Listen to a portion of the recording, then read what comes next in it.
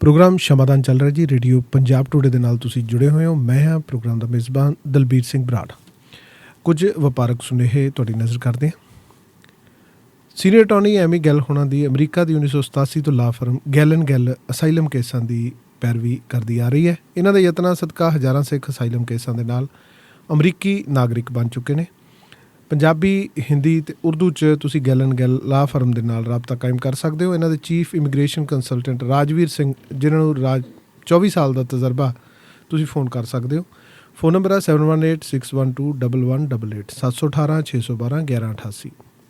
Gill and Gill ਲਾ firm ਦਾ office number ਹੈ ਜੀ 2126192859 212 619 2859। ਤੁਸੀਂ ਵਧੀਆ ਨਵਾਂ ਘਰ ਜਾਂ ਬਿਜ਼ਨਸ ਬਣਾਉਣਾ ਜਾਂ ਐਡੀਸ਼ਨ ਕਰਾਉਣੀ ਹੈ ਤਾਂ ਵਾਸ਼ਿੰਗਟਨ ਸਟੇਟ ਦੇ ਵਿੱਚ ਸੰਪਰਕ ਕਰੋ ਗੁਰਿੰਦਰ ਗਰੇਵਾਲ ਹੋਰਾਂ ਦੇ ਨਾਲ। ਫ਼ੋਨ ਨੰਬਰ ਹੈ ਜੀ 2069415454। Book keeping, personal Texas, payroll and payroll Texas, state Texas, business tax ਦੀਆਂ ਸੇਵਾਵਾਂ ਲੈਣ ਦੇ ਲਈ ਇੱਕੋ ਇੱਕ ਤਸੱਲੀ ਬਖਸ਼ ਅਦਾਰਾ ਐਕੂਰੇਟ ਅਕਾਊਂਟਸ ਐਂਡ ਟੈਕਸਿਸ ਵਾਲੇ ਮਹਿੰਦਰ ਸੋਲ ਅਤੇ ਲੋਕਪਾਲ ਸੋਲ ਨਾਲ 2535208886 'ਤੇ ਸੰਪਰਕ ਕਰ ਸਕਦੇ ਹੋ। 253 520 8886। ਇਹਨਾਂ ਦਾ ਪਤਾ ਜੀ 24915 104 avenue south East cantt, Washington. ਤੁਸੀਂ ਇਹਨਾਂ ਨਾਲ ਪੰਜਾਬੀ ਵਿੱਚ ਵੀ ਗੱਲ ਕਰ ਸਕਦੇ ਹੋ।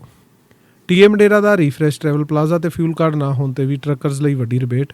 ਇਸ ਤੋਂ ਇਲਾਵਾ ਦੇਸੀ ਘਿਓ 'ਚ ਬਣਿਆ ਪੰਜਾਬੀ ਖਾਣਾ ਪੰਜਾਬੀ ਢਾਬੇ 'ਤੇ ਖਾ ਸਕਦੇ ਹੋ। ਇੱਥੇ ਪੀਜ਼ਾ ਹਟ, KFC, ਫੈਟ ਬਰਗਰ ਅਤੇ ਹੋਰ ਫੂਡ ਆਊਟਲੈਟਸ ਵੀ ਨੇ। ਤੁਸੀਂ ਇੱਥੇ ਆਪਣੇ ਬੱਚਿਆਂ ਨੂੰ ਨਾਲ ਲਿਜਾ ਕੇ ਵੀ ਆਨੰਦ ਮਾਣ ਸਕਦੇ ਹੋ। ਵਧੇਰੇ ਜਾਣਕਾਰੀ ਲਈ ਸੰਪਰਕ ਕਰੋ ਰਵੀ ਗਰੇਵਾਲ ਜਾਂ ਸਚਿਨ ਮਲਿਕ ਹੋਰਾਂ ਨੂੰ। ਫ਼ੋਨ ਨੰਬਰ ਹੈ ਜੀ 5599034627 559 903 4627। Location highway 99 exit 144 avenue 7। Seattle 'ਚ ਵਾਸ਼ਿੰਗਟਨ ਫਰੇਟ ਸਰਵਿਸ ਨੂੰ ਆਨਰ ਆਪਰੇਟਰ ਦੇ ਡਰਾਈਵਰ ਦੀ ਲੋੜ ਹੈ। ਚੰਗਾ ਬੋਨਸ ਦੇ ਨਾਲ ਨਾਲ ਕੰਪਨੀ ਹੋਰ ਸਹੂਲਤਾਂ ਵੀ ਦਿੰਦੀ ਹੈ। ਇੱਕ ਵਾਰ ਸੰਪਰਕ ਕਰੋ ਜਗਦੇਵ ਸੰਧੂ ਹੋਰਾਂ ਦੇ ਨਾਲ। ਫ਼ੋਨ ਨੰਬਰ ਹੈ ਜੀ 2532666924 253 266 6924। ਸਕਿਨ ਹਾਈਪਰਟੈਂਸ਼ਨ, ਸ਼ੂਗਰ ਜਾਂ ਫਿਰ ਸੈਕਸ ਰਿਲੇਟਡ ਕੋਈ ਵੀ ਬਿਮਾਰੀ ਹੋਵੇ ਤਾਂ ਤੁਸੀਂ ਅਮਰੀਕਾ ਦੇ ਮਸ਼ਹੂਰ ਹੋਮਿਓਪੈਥੀ ਦੇ ਡਾਕਟਰ ਹਰਮਿੰਦਰ ਨਾਲ 4087377100 'ਤੇ ਅਪਾਇੰਟਮੈਂਟ ਬਣਾ ਸਕਦੇ ਹੋ। 408 737 7100। ਇਹ ਫ਼ੋਨ 'ਤੇ ਹੀ ਤੁਹਾਡੇ ਨਾਲ ਪੰਜਾਬੀ ਵਿੱਚ ਸਲਾਹ ਮਸ਼ਵਰਾ ਕਰਦੇ ਨੇ ਅਤੇ ਤੁਹਾਡੇ ਘਰ ਦਵਾਈ ਭੇਜ ਦਿੰਦੇ ਨੇ ਜੀ। ਪ੍ਰੋਗਰਾਮ ਚੱਲ ਰਿਹਾ ਸ਼ਮਾਦਾਨ ਅਤੇ ਸਾਡੇ ਨਾਲ ਨੇ ਡਾਕਟਰ ਹਰਸ਼ਿੰਦਰ। ਡਾਕਟਰ ਹਰਸ਼ਿੰਦਰ, ਸਤਿ ਸ਼੍ਰੀ ਅਕਾਲ ਜੀ, ਸਵਾਗਤ ਹੈ ਪ੍ਰੋਗਰਾਮ ਸ਼ਮਾਦਾਨ 'ਚ। ਸਤਿ ਸ਼੍ਰੀ ਅਕਾਲ ਜੀ, ਤੇ ਤੁਹਾਡੇ ਨਾਲ ਜਿੰਨੇ ਵੀ ਸੁਣ ਸਕਦੇ ਨੇ ਸਾਰਿਆਂ ਨੂੰ ਬਹੁਤ ਨਿੱਘੀ ਫਤਿਹ ਜੀ। ਡਾਕਟਰ ਸਾਹਿਬ, ਵੱਖਰਾ ਚਲਨ ਜਿਹੜਾ ਹੈਗਾ ਆਈਲੈਟਸ ਦਾ ਆਇਆ ਤਾਂ ਉਹ ਸਾਡੀਆਂ ਯੂਨੀਵਰਸਿਟੀਆਂ 'ਤੇ ਭਾਰੂ ਪੈ ਗਿਆ, ਕਾਲਜਾਂ 'ਤੇ ਭਾਰੂ ਪੈ ਗਿਆ। ਵਿਦਿਆਰਥੀਆਂ ਨੇ ਬਾਹਰ ਨੂੰ ਜਾਣ ਦੀ ਤਾਂਘ ਜਿਹੜੀ ਸੀਗੀ ਉਹ ਇੰਨੀ ਕੁ ਖਿੱਚਤੀ ਕਿ ਪਰਿਵਾਰ ਵੀ ਗਾਹੇ ਬਗਾਹੇ ਆਪਦੇ ਬੱਚਿਆਂ ਨੂੰ ਬਾਹਰ ਭੇਜਣ ਲਈ ਕੋਈ ਨਾ ਕੋਈ ਹੀਲਾ, ਕੋਈ ਨਾ ਕੋਈ ਇੱਧਰੋਂ ਉੱਧਰੋਂ ਕਰਕੇ ਸੱਜਾ ਖੱਬਾ ਬੱਚੇ ਨੂੰ ਬਾਹਰ ਭੇਜਣ ਲਈ ਹਰ ਹਾਲ ਦੇ ਵਿੱਚ ਜਿਹੜਾ ਹੈਗਾ ਉਹ ਲੱਗਿਆ ਰਹਿੰਦਾ। ਅਤੇ ਇਹਦਾ ਇੱਕ ਚੀਜ਼ ਜਿਹੜੀ ਹੈਗੀ ਆ ਸਾਡੇ ਸਮਾਜ ਦੇ ਉੱਤੇ ਨਜ਼ਰ ਆਉਣ ਲੱਗੀ ਕਿ ਕੁੜੀਆਂ ਜਿਹੜੀਆਂ ਹੈਗੀਆਂ ਨੇ ਉਹ ਵੱਧ ਪੜ੍ਹ ਲਿਖ ਕੇ ਜਿਹੜਾ ਹੈ ਆਈਲੈਟਸ ਕਰਕੇ ਬਾਹਰ ਨੂੰ ਜਾਂਦੀਆਂ ਨੇ। ਪਰ ਹੁਣ ਪਰਿਵਾਰ ਜਿਨ੍ਹਾਂ ਦੇ ਮੇਰੇ ਵਰਗੇ ਕਹਿ ਲਓ ਤੁਸੀਂ ਮਾਤੜ ਜਵਾਕ ਆ ਅਤੇ ਉਹ ਉਹਨਾਂ ਨੂੰ ਆਈਲੈਟਸ ਦੇ ਵਿੱਚੋਂ ਤਾਂ ਬੈਂਡ ਲੱਭਣੇ ਨਹੀਂ, ਅਤੇ ਉਹਨਾਂ ਨੇ ਇੱਦਾਂ ਦੀਆਂ ਕੁੜੀਆਂ ਜਿਹੜੀਆਂ ਹੈਗੀਆਂ ਉਹ ਪਰਿਵਾਰਾਂ ਨਾਲ ਰਾਬਤਾ ਕਾਇਮ ਕਰਨਾ ਸ਼ੁਰੂ ਕੀਤਾ ਅਤੇ ਇੱਕ ਸਮਾਜ ਦੇ ਵਿੱਚ ਵੱਖਰਾ ਪ੍ਰਚਲਨ ਜਿਹੜਾ ਹੈਗਾ ਉਹ ਵਿਆਹ ਦਾ ਜਿਹੜਾ ਹੈਗਾ ਸਾਹਮਣੇ ਦਿਖਣ ਲੱਗਿਆ। ਇਹਨਾਂ ਵਿਆਹਾਂ ਦੇ ਉੱਤੇ ਜਿਹੜਾ ਹੁਣ ਸਮਾਜ ਆਉਣ ਵਾਲੀ ਪੀੜ੍ਹੀ ਟਿਕ ਰਹੀ ਹੈ, ਕੀ ਤੁਹਾਨੂੰ ਲੱਗਦਾ ਕੀ ਹੈ ਇਹਦਾ ਪਿਛੋਕੜ ਕੀ ਸੀਗਾ ਅਤੇ ਅੱਜ ਇੱਕ ਹਾਲਾਤ ਕਿੱਧਰ ਨੂੰ ਲੈ ਕੇ ਜਾ ਰਹੇ ਆ, ਇਹਦੇ ਬਾਰੇ ਕੀ ਕਹਿਣਾ ਚਾਹੋਗੇ? ਦੇਖੋ, ਮੈਂ ਥੋੜਾ ਜਿਹਾ ਤੁਹਾਨੂੰ ਪਿਛਾਂ ਪਹਿਲਾਂ ਲੈ ਚੱਲਾਂ ਜੀ, ਜਿੱਥੇ ਮੈਂ ਕਿਉਂਕਿ ਬਹੁਤ ਇਹਦੇ ਤੇ ਵਰਕ ਕੀਤਾ, ਜਿਹੜੀਆਂ ਕੁੱਖ ਚ ਮਾਰੀਆਂ ਜਾ ਰਹੀਆਂ ਧੀਆਂ ਤੇ ਰਿਸਰਚ ਸੀ ਜਦੋਂ ਕਰ ਰਹੇ, ਬਹੁਤ ਅਜੀਬ ਕਿਸਮ ਦੀਆਂ ਚੀਜ਼ਾਂ ਲੱਭੀਆਂ ਸੀ। ਕਿਵੇਂ ਵਿਕਸਿਤ ਮੁਲਕਾਂ ਚ ਵੀ ਧੀਆਂ ਮਾਰੀਆਂ ਜਾਂਦੀਆਂ ਰਹੀਆਂ, ਫਿਰ ਦੁਬਾਰਾ ਕਿਸ ਤਰ੍ਹਾਂ ਫਿਰ ਵੱਧਦਾ ਨੰਬਰ ਰਿਹਾ। ਸੋ ਉਹ ਦੇਖਣ ਵਿੱਚ ਆਇਆ ਕਿ ਇਹ ਡਿਮਾਂਡ ਦੇ ਉੱਤੇ ਆਧਾਰਿਤ ਅਸੀਂ ਕੁੜੀਆਂ ਮਾਰ ਰਹੇ ਸਾਂ। ਸ਼ਬਦ ਬੜਾ ਮਾੜਾ ਲੱਗੇਗਾ, ਪਰ ਇਹ ਦੇਖਣ ਚ ਆਇਆ ਕਿ ਜਦੋਂ ਕਿਤੇ 550 ਤੱਕ ਇਹਨਾਂ ਦੀ ਗਿਣਤੀ ਰਹਿ ਗਈ ਸੀ 1000 ਪਿੱਛੇ, ਮੈਂ ਗੱਲ ਬਹੁਤ ਪੁਰਾਣੀ ਕਰ ਰਹੀ ਹਾਂ, 1500 ਤੋਂ ਸੰਨ 1500 ਤੋਂ ਲੱਗਿਆ ਹੋਇਆ ਕੰਮ, ਤਾਂ ਉਹ ਇਸ ਤਰੀਕੇ ਦਾ ਦਿਸਿਆ ਕਿ ਜਦੋਂ ਉਹਨਾਂ ਦਾ ਵਿਕਣਾ ਸ਼ੁਰੂ ਹੋ ਜਾਂਦਾ ਸੀ ਕਿ ਇਹਨਾਂ ਦੀ ਬੁੱਕਤ ਪੈਣ ਲੱਗ ਗਈ। ਇਹ ਤਾਂ ਹੁਣ ਯਾਨੀ ਹਾਲ ਇਹ ਸੀ ਕਿ ਈਵਨ ਅੰਬਾਲੇ ਨੇੜੇ ਮੰਡੀ ਲੱਗਿਆ ਕਰਦੀ ਸੀ, ਜਿੱਥੇ ਮੈਂ ਤੁਹਾਨੂੰ ਫੈਕਟਸ ਫਿਗਰਸ ਦੇ ਉੱਤੇ ਆਧਾਰਿਤ ਹੀ ਸਿਰਫ ਗੱਲ ਕਰ ਰਹੀ ਹਾਂ। ਇਹ ਸ਼ਬਦ ਬਹੁਤ ਮਾੜੇ ਲੱਗਣਗੇ ਪਰ ਇਹ ਲਿਖੇ ਹੋਏ ਨੇ, ਇਤਿਹਾਸਿਕ ਤੱਥ ਨੇ। ਇਹਨੂੰ ਚੰਗੇ ਮਾੜੇ ਅਸੀਂ ਅੱਜ ਜੋ ਮਰਜ਼ੀ ਗਿਣਦੇ ਰਹੀਏ ਕਿ ਜਿੱਥੇ ਜ਼ਿਕਰ ਮਿਲਦਾ ਜੇ ਕਿ ਚੰਗੇ ਭਾਅ ਵਿਕਦੀਆਂ ਔਰਤਾਂ ਵੇਖ ਕੇ ਲੋਕ ਨਾ ਸਿਰਫ ਆਪਣੀਆਂ ਧੀਆਂ ਬਲਕਿ ਆਪਣੀਆਂ ਪਤਨੀਆਂ ਤੱਕ ਵੇਚ ਆਉਂਦੇ ਸਨ। ਬਿਲਕੁਲ। ਯਾਨੀ ਇਸ ਚੀਜ਼ ਦਾ ਜ਼ਿਕਰ ਇੰਜ ਦਾ ਇੰਜ ਇਨ ਬਿਨ ਇਨਵਰਟਿਡ ਕਾਮਾਸ ਚ ਦੱਸ ਰਹੀਆਂ, ਇਹ ਲਿਖਿਆ ਮਿਲਦਾ ਜੇ। ਜੀ। ਹੁਣ ਇਸ ਤਰ੍ਹਾਂ ਦੀ ਜਦੋਂ ਮੈਂ ਪੁਰਾਣੀ, ਹੁਣ ਉਦੋਂ ਤਾਂ ਨਹੀਂ ਸੀ ਅੰਬਾਲਾ ਨਾ, ਮੈਂ ਤਾਂ ਬਹੁਤ ਪੁਰਾਣੀ ਗੱਲ ਕਰ ਰਹੀ ਹਾਂ ਤੋਂ ਲੈ ਕੇ ਹੁਣ ਤੱਕ ਲੈ ਕੇ ਆਈ ਹਾਂ।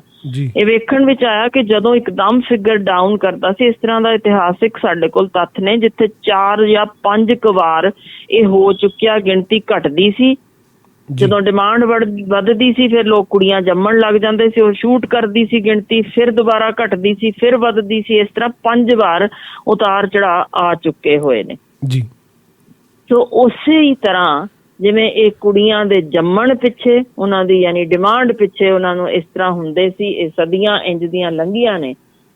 ਉਸੇ ਹੀ ਤਰ੍ਹਾਂ ਕਈ ਮੈਟਰੀਆਰਕਲ ਸੁਸਾਇਟੀਜ਼ ਸੀਗੀਆਂ ਜਿਵੇਂ ਕੇਰਲਾ ਦੇ ਵਿੱਚ ਜਾਂ ਹੋਰ ਵੀ ਕਈ ਥਾਈਂ ਦੁਨੀਆ 'ਚ ਜ਼ਿਕਰ ਮਿਲਦਾ ਹੈ ਜਿੱਥੇ ਮਾਂ ਦੇ ਨਾਲ ਟੱਬਰ ਦੇ ਨਾਮ ਤੁਰਦਾ ਸੀ, ਪਿਓ ਦੇ ਨਾਲ ਨਹੀਂ ਸੀ ਤੁਰਦਾ। ਬਿਲਕੁਲ ਜੀ, ਬਿਲਕੁਲ। ਇਸੇ ਤਰ੍ਹਾਂ ਸਾਡੇ ਅੱਜ ਦੇ ਦਿਨ ਵੀ, ਯਾਨੀ ਸੰਨ 2023 ਦੀ ਗੱਲ ਆਪਾਂ ਕਰ ਰਹੇ ਹਾਂ, ਅੱਜ ਦੇ ਦਿਨ ਵੀ ਜੇ ਤੁਹਾਨੂੰ ਕੋਈ 1 ਲੱਖ ਸਾਲ ਪੁਰਾਣੀ ਵੀ ਕੋਈ ਲਾਸ਼ ਲੱਭ ਜਾਂਦੀ ਜੇ ਪੁਰਾਣੀ ਪਈ ਰਿਜ਼ਰਵਡ, ਤਾਂ ਉਹਦਾ ਪਿਛੋਕੜ ਜੇ ਦੇਖਣਾ ਹੋਏ ਤਾਂ ਅੱਜ ਵੀ ਐਕਸ ਕ੍ਰੋਮੋਸੋਮ ਯਾਨੀ ਮਾਂ ਵੱਲੋਂ ਆਏ ਕ੍ਰੋਮੋਸੋਮ ਦੇ ਉੱਤੇ ਹੀ ਆਧਾਰਿਤ ਲੱਭਿਆ ਜਾ ਸਕਦਾ। ਕੁਦਰਤ ਨੇ ਵੀ ਕੁਛ ਇਸੇ ਤਰ੍ਹਾਂ ਦੀ ਹੀ ਬਣਾਈ ਹੋਈ ਹੈ ਕਿ ਤੁਹਾਡੀ ਲੀਨੀਏਜ ਜੇ ਪਿੱਛੋਂ ਲੱਭਣੀ ਹੈ ਤਾਂ ਐਕਸ ਕ੍ਰੋਮੋਸੋਮ ਉੱਤੇ ਜੁੜੇ ਜਿਹੜੇ ਜੀਨਸ ਨੇ ਉਹਨਾਂ ਨਾਲ ਹੀ ਲੱਭਿਆ ਜਾਏਗਾ। ਸੋ ਇਹ ਸਾਰੇ ਵਰਤਾਰੇ ਦੇ ਵਿੱਚ, ਕਿਉਂਕਿ ਮੈਂ ਦੱਸਿਆ ਵੀ ਕੁੜੀਆਂ ਦੀ ਇਸੇ ਤਰ੍ਹਾਂ ਡਿਮਾਂਡ ਦੇ ਆਧਾਰ ਤੇ ਹੁਣ ਵੀ ਰਤਕ ਟ੍ਰੈਂਡ ਵਿੱਚ ਜੋ ਫਰਕ ਦਿਸਣ ਲੱਗਿਆ, ਕਿਉਂਕਿ ਆਲਮੋਸਟ 30 ਸਾਲਾਂ ਤੋਂ ਇਸ ਵਿਸ਼ੇ ਤੇ ਕੰਮ ਕਰਦੀ ਰਹੀ ਹਾਂ, ਕਿਵੇਂ ਲੋਕ ਧੀਆਂ ਮਾਰਨ ਨੂੰ ਤਰਜੀਹ ਦਿੰਦੇ ਸੀ, ਅੱਜ ਵੀ ਮਾਰ ਜ਼ਰੂਰ ਰਹੇ ਨੇ, ਪਰ ਉਹਦੇ ਚ ਰਤਕ ਰੋਕ ਇਸ ਕਾਰਨ ਲੱਗੀ ਕਿ ਲੋਕਾਂ ਨੂੰ ਇਹ ਦਿਸਣ ਲੱਗਿਆ ਕਿ ਧੀਆਂ ਦੇ ਪਿੱਛੇ ਸਾਨੂੰ ਦਾਜ ਮਿਲਣ ਪੁੱਠਾ ਯਾਨੀ ਕੰਮ ਸ਼ੁਰੂ ਹੋਇਆ ਤਾਂ ਅਸੀਂ ਧੀ ਜੰਮੀਏ ਤਾਂ ਕੋਈ ਗੱਲ ਨਹੀਂ, ਛੱਡੋ ਫਿਰ ਇਹਨੂੰ ਮਾਰਦੇ ਨਹੀਂ। ਯਾਨੀ ਇਸ ਤਰ੍ਹਾਂ ਦਾ ਕਿਸੇ ਨਾ ਕਿਸੇ ਟੱਬਰ ਵਿੱਚੋਂ ਅਸੀਂ ਆਵਾਜ਼ ਸੁਣਨ ਲੱਗ ਗਏ ਹਾਂ ਵੀ ਚਲੋ ਕੋਈ ਨਾ, ਪੜ੍ਹੇਗੀ ਤੇ ਸਗੋਂ ਸਾਨੂੰ ਤਾਂ ਦਾਜ ਵਾਪਸ ਲਿਆ ਦੇਗੀ। ਇਸ ਤਰ੍ਹਾਂ ਦੀ ਸੋਚ, ਹੁਣ ਸੋਚ ਦੇਖੋ ਨਾ, ਦੋਨੋਂ ਪਾਸੇ ਦੀ ਮਾੜੀ ਹੈ ਵੀ ਜੇ ਮੁੰਡੇ ਲਈ ਵੀ ਦਾਜ ਮੰਗਿਆ ਜਾ ਰਿਹਾ ਤਾਂ ਵੀ, ਜਾਂ ਕੁੜੀ ਲਈ ਵੀ ਇਹ ਸੋਚ ਰੱਖੇ ਆ ਤਾਂ ਵੀ ਮਾੜੀ। ਪਰ ਗੱਲ ਇਹ ਹੈ ਕਿ ਅਸੀਂ ਵਿਕਸਿਤ ਮੁਲਕਾਂ ਦੇ ਬਹੁਤ ਸਾਰੀਆਂ ਚੀਜ਼ਾਂ ਜਿਹੜੀਆਂ ਸਾਡੇ ਅਨੁਸਾਰ ਸਾਨੂੰ ਚੰਗੀਆਂ ਲੱਗਦੀਆਂ ਹੁਣ ਅਪਣਾ ਲੈਂਦੇ ਹਾਂ, ਪਰ ਵਿਕਸਿਤ ਮੁਲਕਾਂ ਵਿੱਚ ਪਹੁੰਚ ਕੇ ਵੀ ਨਾ ਤਾਂ ਅਸੀਂ ਟੂਣੇ ਛੱਡੇ। ਮੈਂ ਆਪ ਇੱਕ ਨਹੀਂ ਅਨੇਕ ਵਾਰ ਬਾਹਰ ਜਾ ਚੁੱਕੀ ਹਾਂ ਤੇ ਮੈਂ ਆਪ ਵੇਖੇ ਨੇ ਸੜਕਾਂ ਤੇ ਟੂਣੇ ਕੀਤੇ ਹੋਏ, ਘਰਾਂ ਦੇ ਬਾਹਰ ਨਿੰਬੂ ਮਿਰਚਾਂ ਤੇ ਉਹ ਸੰਦੂਰ ਸੁੱਟ ਕੇ ਆਣੇ, ਚੌਂਕਾਂ ਦੇ ਵਿੱਚ ਇਹ ਚੀਜ਼ਾਂ ਸੁੱਟੀਆਂ ਹੋਣੀਆਂ, ਤਾਂਤਰਿਕ ਬਾਬਿਆਂ ਦੇ ਇਸ਼ਤਿਹਾਰ ਆਉਣੇ। ਇਹ ਸਾਰਾ ਕੁਛ ਜੇ ਵਿਕਸਿਤ ਮੁਲਕਾਂ ਵਿੱਚ ਚੱਲ ਰਿਹਾ ਦਾ ਮਤਲਬ ਇੱਕ ਤਾਂ ਸਪਸ਼ਟ ਹੈ ਕਿ ਅਸੀਂ ਸੋਚ ਨਹੀਂ ਤਿਆਗ ਸਕੇ। ਬਿਲਕੁਲ ਜੀ। ਹੁਣ ਇਹਦੇ ਵਿੱਚ ਸਾਡੇ ਕੋਲ ਇਹੋ ਜਿਹੇ ਵੀ ਐਗਜ਼ਾਮਪਲਸ ਨੇ ਜਿੱਥੇ ਬੋਰਨ ਬ੍ਰੌਟ ਅਪ ਬੱਚੇ ਸਨ ਕੈਨੇਡਾ ਦੇ ਵਿੱਚ, ਪਰ ਉਹ ਵੀ ਆਪਣੀ ਪਿੱਛੋਂ ਦਾਦੀਆਂ ਨਾਨੀਆਂ ਦੋਨੋਂ ਵੱਲੋਂ ਪ੍ਰੈਸ਼ਰ ਪੈਣ ਤੇ ਆ ਕੇ ਆਪਣੀ ਪਹਿਲੀ ਬੇਟੀ ਦਾ ਰੋਪੜ ਦੇ ਨੇੜੇ ਇੱਕ ਕਲੀਨਿਕ ਵਿੱਚ ਫੜੇ ਵੀ ਗਏ ਸਨ। ਉੱਥੇ ਕਲੀਨਿਕ ਵਾਲੇ ਸਾਰਾ ਕੁਛ ਖਬਰ ਵੀ ਛਪੀ ਕਿ ਇੱਥੇ ਆ ਕੇ ਅਬੋਰਟ ਕਰਾ ਕੇ ਉਹ ਵਾਪਸ ਗਏ। ਇਹ ਚੀਜ਼ ਜਿਸ ਤਰੀਕੇ ਦੀ ਉੱਥੇ ਅਮਰੀਕਾ ਵਿੱਚ ਕਿਤੇ ਰੋਕ ਲੱਗ ਜਾਵੇ ਤਾਂ ਕੈਨੇਡਾ ਚ ਆ ਜਾਓ, ਇੱਥੇ ਆ ਤਾਂ ਕਿਸੇ ਤੀਸਰੀ ਥਾਂ ਤੇ ਚਲੇ ਜਾਓ। ਏਸ਼ੀਅਨ ਜਿਹੜੇ ਨੇ, ਨਾ ਸਿਰਫ ਇਕੱਲੇ ਇੰਡੀਅਨ ਬਲਕਿ ਏਸ਼ੀਅਨਜ਼ ਇਸ ਚੀਜ਼ ਤੋਂ ਹਾਲੇ ਵੀ ਪੂਰੀ ਤਰ੍ਹਾਂ ਮੁਕਤ ਨਹੀਂ ਹੋਏ, ਇਸ ਸੋਚ ਤੋਂ ਕਿ ਧੀ ਜੰਮੇਗੀ ਤਾਂ ਉਹ ਦੂਸਰੇ ਘਰ ਜਾਣਾ ਤੇ ਉਹ ਆਪਣੀ ਮਰਜ਼ੀ ਨਾਲ ਵਿਆਹ ਕਰ ਗਈ ਤਾਂ ਸਾਡੀ ਇੱਜ਼ਤ ਉਹਦੇ ਤੇ ਖੜੀ ਹੈ, ਤੇ ਜੇ ਉਹ ਕਿਤੇ ਯਾਨੀ ਦੂਜੇ ਘਰ ਜਾਂਦੀ ਹੈ ਦਾ ਮਤਲਬ ਹੈ ਸਾਰੀ ਉਮਰ ਅਸੀਂ ਉਸ ਘਰ ਦੇ ਅੱਗੇ ਸਿਰ ਨੀਵਾਂ ਹੀ ਹੈ ਸਾਡਾ। ਅਸੀਂ ਕਿਸੇ ਵੀ ਉਸ ਤਰ੍ਹਾਂ ਦੇ ਤਿਉਹਾਰਾਂ ਤੋਂ ਜਾਂ ਜਿਵੇਂ ਦੇ ਵੀ ਅਸੀਂ ਰੀਤ ਰਿਵਾਜ ਬਣਾਏ ਨੇ ਕਿ ਵਿਆਹ ਵੇਲੇ ਤੋਂ ਲੈ ਕੇ ਮਰਨ ਤੱਕ ਕੁੜੀ ਦੇ ਮਾਪਿਓ ਨੇ ਦਿੰਦੇ ਹੀ ਰਹਿਣਾ, ਉਹ ਅਜੇ ਤੱਕ ਅਸੀਂ ਤਿਆਗ ਨਹੀਂ ਸਕੇ। ਸੋ ਉਹਦੇ ਵਿੱਚ ਇਹ ਤਬਦੀਲੀ ਆਉਣੀ ਕਿ ਹੁਣ ਜੀ ਅਸੀਂ ਇਸ ਪਾਸੇ ਲਵਾਂਗੇ, ਯਾਨੀ ਉਹ ਲੈਣ ਦੇਣ ਦੀ ਸੋਚ ਨਹੀਂ ਹਟੀ ਕਿ ਕੁੜੀ ਪੜ੍ਹਾ ਲਈ ਸਾਡਾ ਖਰਚਾ ਉਹ ਕਰਨ ਜੀ। ਤੋਂ ਲੈ ਕੇ ਵੀਰਾ ਮੈਂ ਤਾਂ ਦੱਸਦਿਆਂ ਵੀ ਬਹੁਤ ਘਿਣ ਜਿਹੀ ਆਉਂਦੀ ਹੈ ਕਿ ਮੈਂ ਇਹ ਆਪ ਆਪਣੇ ਕੰਨੀ ਫੋਨ ਸੁਣਿਆ, ਜਿੱਥੇ ਇੱਕ ਬਜ਼ੁਰਗ ਨੇ ਮੈਨੂੰ ਇੱਥੇ ਤੱਕ ਕਿਹਾ ਕਿ ਤੁਸੀਂ ਕੈਨੇਡਾ ਜਾਂਦੇ ਹੋ ਜਾਂ ਅਮਰੀਕਾ ਜਾਂਦੇ ਹੋ, ਉੱਥੇ ਕੋਈ ਵੱਡਾ ਕੋਈ ਭਾਵੇਂ 70 ਸਾਲ ਦਾ 80 ਸਾਲ ਦਾ ਵੀ ਹੈ, ਮੇਰੀ ਧੀ ਦਾ ਉਹਦੇ ਨਾਲ ਵਿਆਹ ਕਰਾ ਦੋ ਤੇ ਉਮਰ ਪੁੱਛੋ ਕੀ ਜੀ 18 ਵਰਿਆਂ ਦੀ, ਤਾਂ ਉਹਨੂੰ ਜਦੋਂ ਫਿੱਟ ਲਾਹਨਤ ਪਾਈ ਦੀ ਹੈ, ਕਿਉਂ ਇਹੋ ਜੀ ਗੱਲ ਕਰਦੇ ਹੋ? ਉਹ ਨਹੀਂ ਜੀ ਉਹ ਕਿੰਨੀ ਦੇਰ ਰਹਿ ਲੂਗਾ, ਕੋਈ ਨਾ ਇਹ ਬਾਹਰ ਉੱਥੇ ਪੱਕੀ ਹੋ ਜੂ, ਸਾਡਾ ਟੱਬਰ ਨਾਲ ਚਲਾ ਜੂ। ਇੱਥੇ ਤੱਕ ਦਾ ਫੋਨ ਮੈਨੂੰ ਸੁਣਨਾ ਪਿਆ। ਪਤਾ ਨਹੀਂ ਕਿੰਨੀ ਕੁ ਮਜਬੂਰੀ 'ਚ ਮੈਂ ਆਪਣੇ ਆਪ ਨੂੰ ਕੰਟਰੋਲ ਕੀਤਾ ਕਿ ਦਿਲ ਕਰਦਾ ਸੀ ਅਬ ਸ਼ਬਦ ਬੋਲੀਏ, ਇਹਨੂੰ ਕਹੀਏ ਵੀ ਲਾਹਨਤ ਹੈ ਤੇਰੇ ਇੱਥੇ, ਕੀ ਤੂੰ ਕਰ ਰਿਹਾ। ਸੋ ਏਦਾਂ ਦੇ ਹਾਲਾਤ ਅਜੇ ਐਕਸਟ੍ਰੀਮਸ ਨੇ, ਜਿੱਥੇ ਇੱਕ ਪਾਸੇ ਲੋਕ ਧੀਆਂ ਨੂੰ ਇੱਥੇ ਤੱਕ ਕਿ ਸਾਡੇ ਪੁੱਤਰਾਂ ਬਰਾਬਰ ਅਸੀਂ ਹੋਰ ਕਰਨਾ ਹੀ ਨਹੀਂ ਚਾਹੁੰਦੇ, ਇੱਕੋ ਹੀ ਧੀ ਰੱਖਣੀ ਚਾਹੁੰਦੇ ਆ। ਇਸ ਤਰ੍ਹਾਂ ਦੇ ਵੀ ਪਿਓ ਨੇ, ਇਸ ਤਰ੍ਹਾਂ ਦੇ ਵੀ ਟੱਬਰ ਨੇ ਜੋ ਫਖਰ ਮਹਿਸੂਸ ਕਰਦੇ ਨੇ ਕਿ ਸਾਡੇ ਘਰ ਧੀ ਤੇ ਸਾਡਾ ਇਹ ਨੇ।